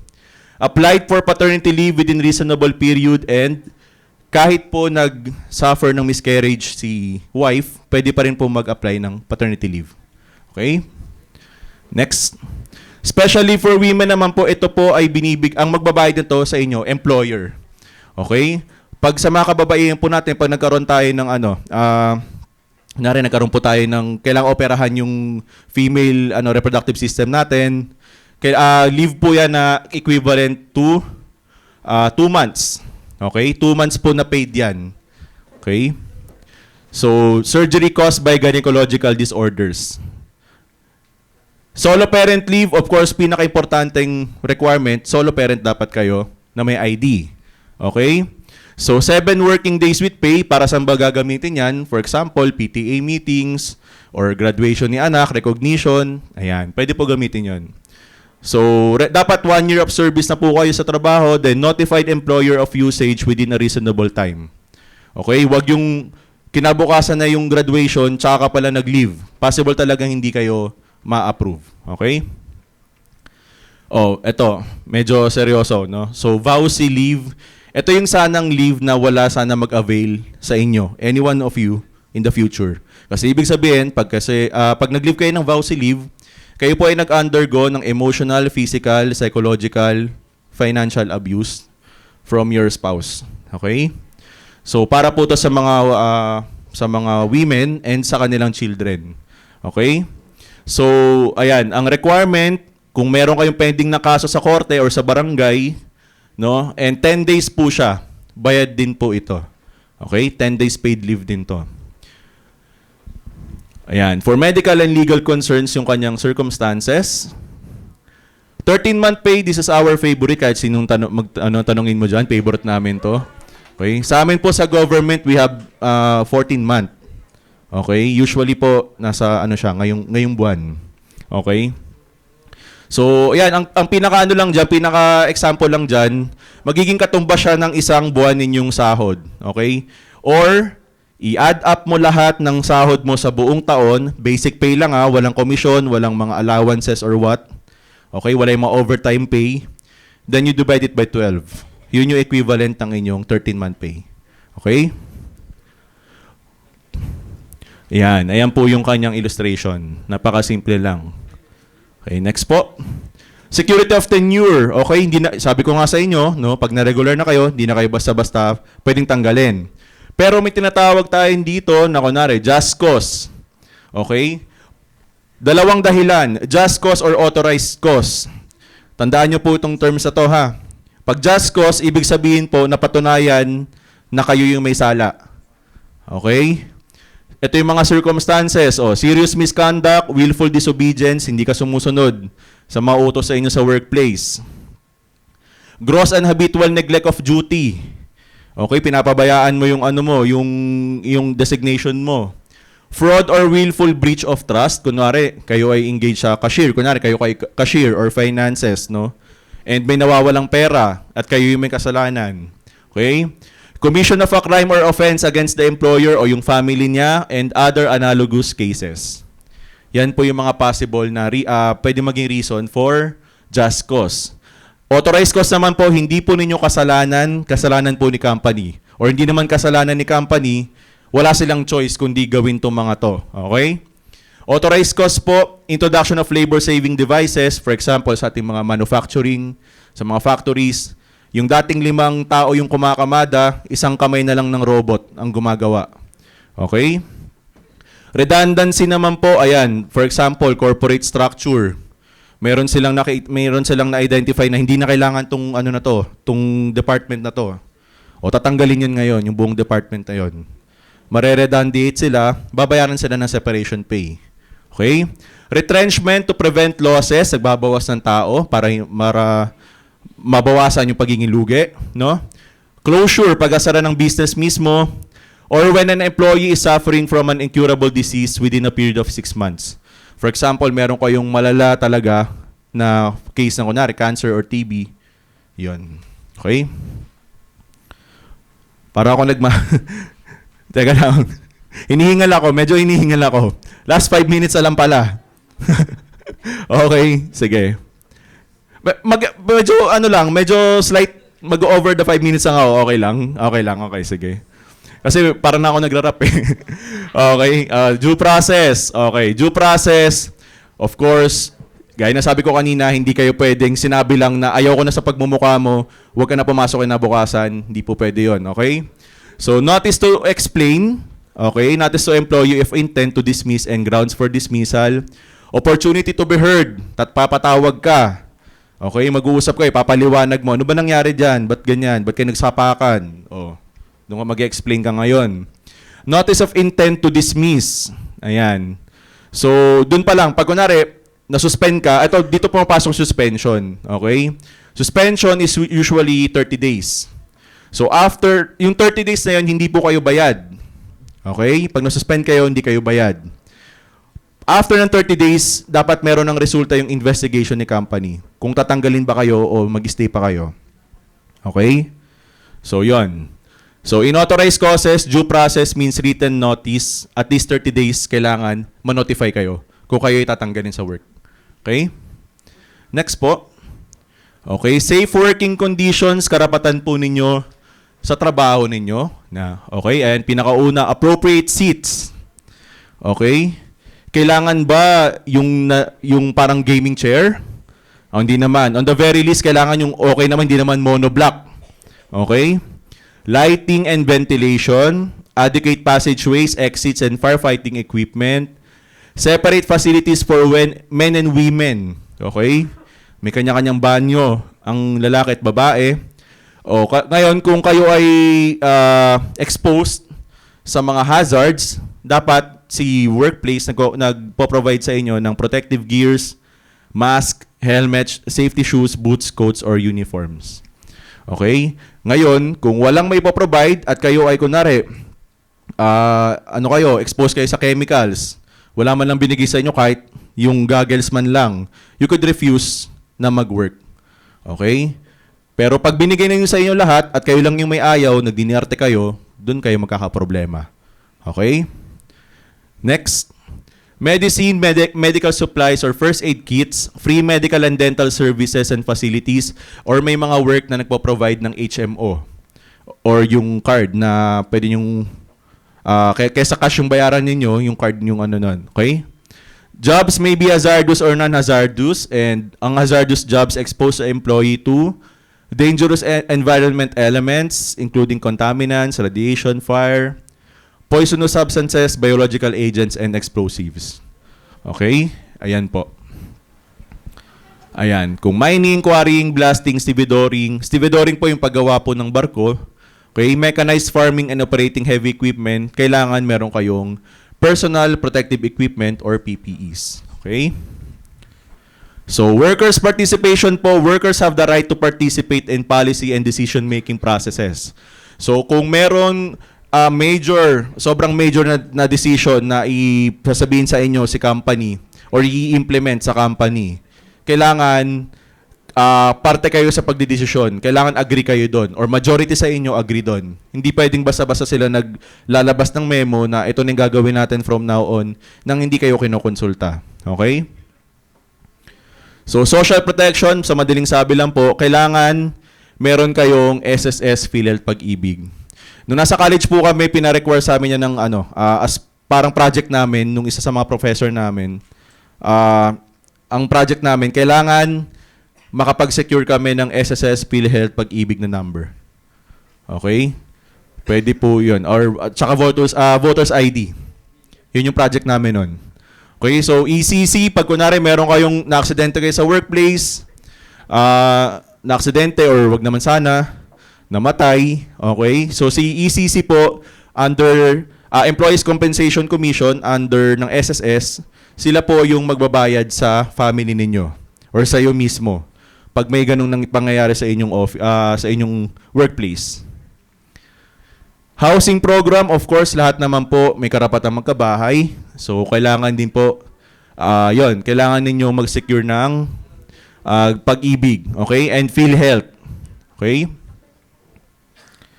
So, responsibilidad po ni management, no? As kayo ay kanilang empleyado, responsibilidad nila na tumalima sa general labor standards, compliance with contracts or agreements.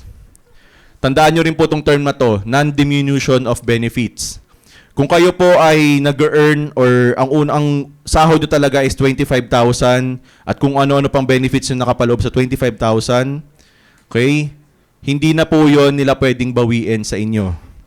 Okay? Tandaan nyo po yan. Non-diminution of benefits.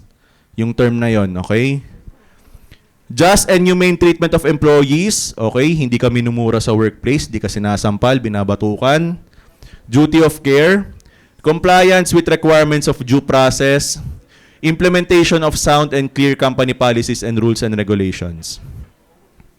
Ayan. Yung mga labor standards, sa pag-usapan na natin kanina kung ano-ano yung mga yon. So, ito yung responsibilidad sa inyo ni company na ibigay.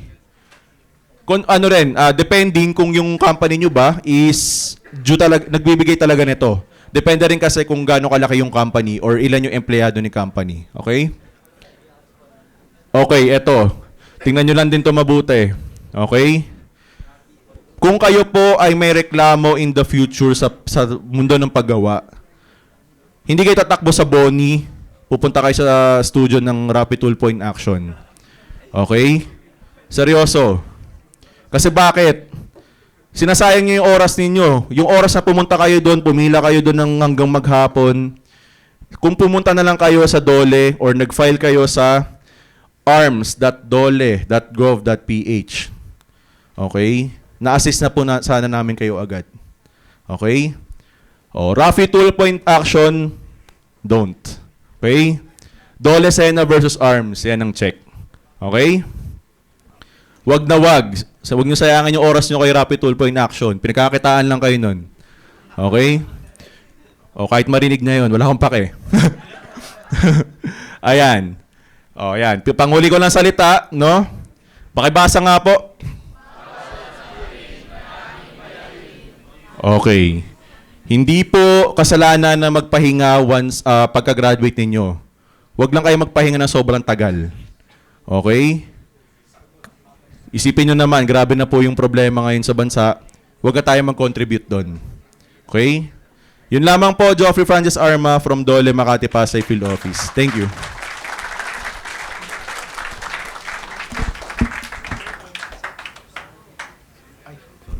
Sorry po pala, ito. Tatawagin ko na po pala. Sige. Sir Easy from Peso. Ayan. So yan, good afternoon po everyone. So before anything else po, I'd like to congratulate everyone na sa hinaba-haba ng journey nyo, now gagraduate na po kayo. So palakpakan naman po natin yung mga sarili natin.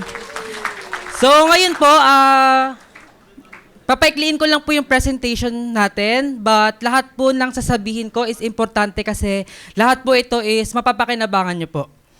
So, ang pag-uusapan po natin ngayon is ano nga po ba yung peso, ano yung mga services namin po, at saka yung pagiging presentable and pagiging professional nyo po.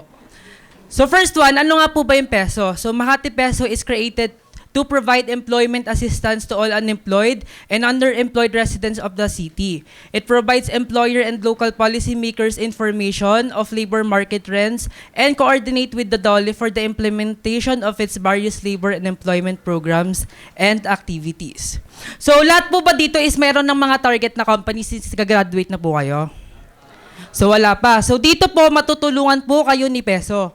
So dito po is unang-una nag-offer po kami ng job referral and placement program. So dito po is pwede kayo pumunta kay Peso o kaya pwede kayong pumasok dun sa link na pinaprovide namin. Doon nakalagay po lahat ng mga available vacancies and pwede po kayo pumunta doon at tignan kung ano po ba yung accurate dun sa skills nyo.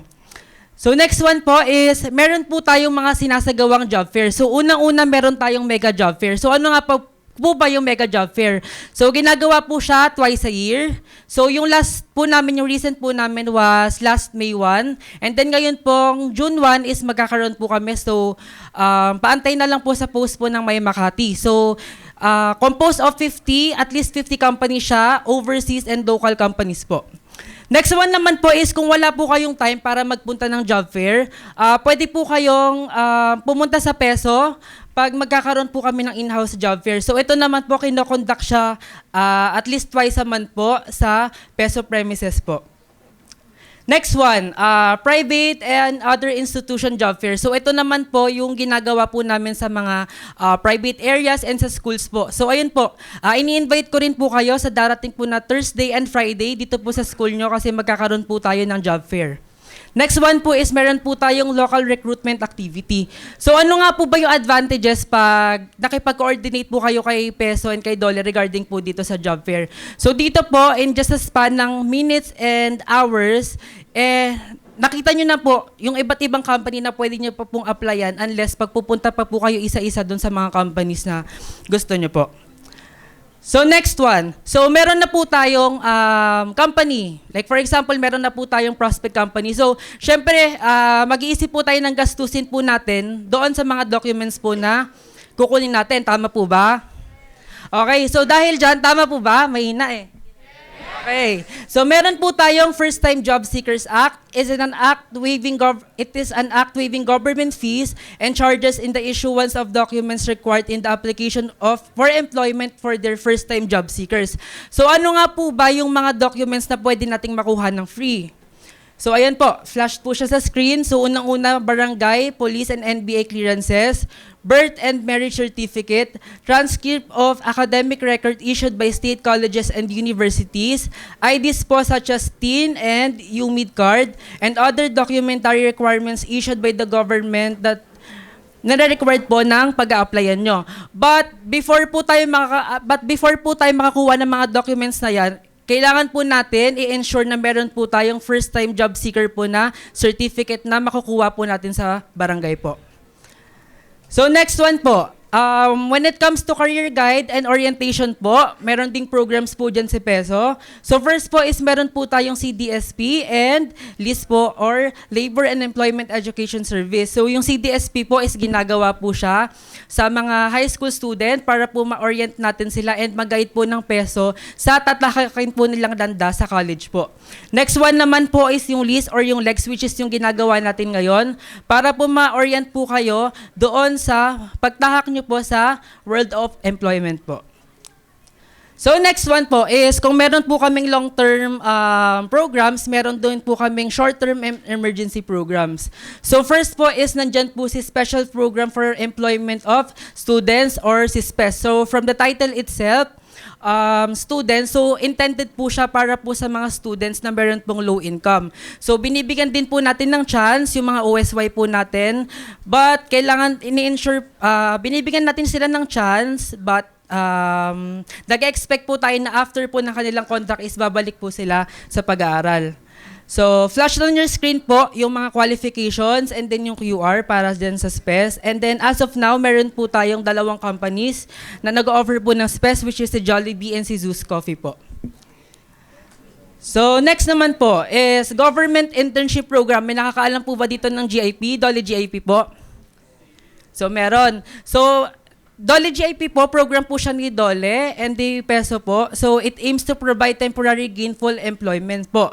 So, qualifications niya, kailangan po 18 to 30 years old, Makati residents, and currently unemployed.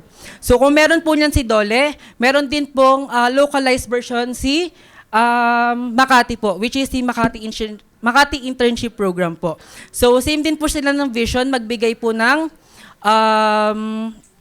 emergency employment para po sa ating mga Makati youth. So, example ko lang po yung sarili ko. Ako po ay product po ng MIP at kanyang GIP. Nakitaan po ng pagpupursige at nagkitaan po ng... Ayun po, nakitaan po ng pupursige kaya po, na-employed na po ako ngayon sa Peso po sa Makati City Government po. So, ayun po. Next naman po, DLIP po or the Dole Program DLIP or Dole Integrated Livelihood and Emergency Employment Program. So, Dole program implemented by Peso for the vulnerable or working poor. So, dito po is nagbibigay po si Dole ng small businesses para po sa mga individuals po. Like for example po yung mga nego cards po, yung mga ganun po. So, next one po is Meron din po tayong tupad. May nakakaalam po ba dito ng tupad? So sila po yung mga nakapula, no? So emergency employment din po yan para sa displaced workers po or underemployed and seasonal workers po. So kung meron po niyan si Dole, meron din pong localized version si Makati, which is the Pantawi Trabaho Program or the PTP. So may nakakaalam po ba dito kung magkano yung minimum wage natin as of now po? So, 695. So, dito po sa PTP is, as of now po, nagbibigay po tayo ng 10 to 15 working days po sa kanila. So, kung may 695 ka, pag pumasok ka sa PTP, after 15 days, makakabuo ka po ng 10,495. So, same din po siya. Same din po yung concept niya sa tupad. Ang pinagkaiba lang po is dito po sa PTP, binibigyan po natin ng chance yung ating mga beneficiaries para po mag-serve sa offices po ng ating city government. Next naman po, if magkakaroon po kayo ng mga problems, meron pong help desk si Peso. First po is the Labor Relations Help Desk.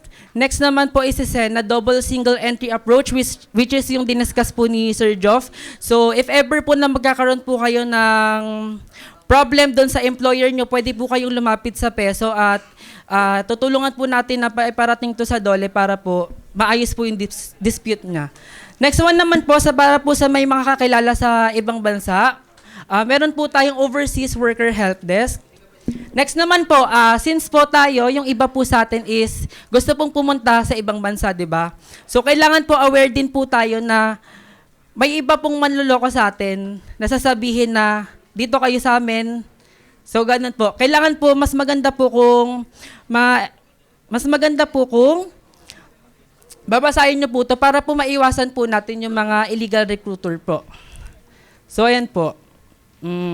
So yun po, alam na po natin sa mga ma-offer ng Peso when it comes to jobs. So ano naman po yung may bibigay ko na tips sa inyo para sa job interview. So first po is kailangan po meron po kayong resume or CV. So prepare your resume. Number 2, prospect company analysis. So pagpapasok po kayo sa job, kailangan alam nyo po yung papasukan nyo, kailangan alam nyo yung mission, alam nyo po yung vision ng company kung tugma po siya doon sa inyo. Next po is think about a question that Mike asked. Anticipate possible questions. So you need to ask yourself, bakit po ikaw, sa dinami-dami ng employers, bakit ikaw yung dapat nila makuha? So dapat po alam mo po yun sa sarili mo. Next naman po is take note of them. So by saying good afternoon or good morning ma'am, dyan po is binibigyan mo po sila ng acknowledgement yung oras na pagharap po nila sa inyo. So next one, no sugarcoating, just be honest and always make your answer concise po. So ano naman po yung mga appropriate interview attire po natin? So ito po siya, flashed on your screen po ayon. So dapat po always po tayo magiging presentable sa pagharap po doon sa ating prospect company. Ayun lang po, thank you. Thank you very much, Mr. Arma and Mr. Pascual, for sharing valuable and practical insights for our graduating students. We will now proceed with the presentation of certificates of appreciation. May we call on the Director of Center for Linkages and Placement, Ms. Cynthia Margareta Joseph, for the awarding of certificates. Allow me to read the citation. This certificate of appreciation is hereby presented to our keynote speakers for generously sharing their knowledge and expertise during the University Career Forum 2026 for the second semester academic year 2025-2026 with the theme, Shaping Futures, Rise with Purpose, Shine with Innovation Anywhere, held on 19th day of May 2026 at the University of Makati. The following speakers are hereby recognized: Engineer Miss Easy Luis Pascua, and Mr. Geoffrey Francis Arma.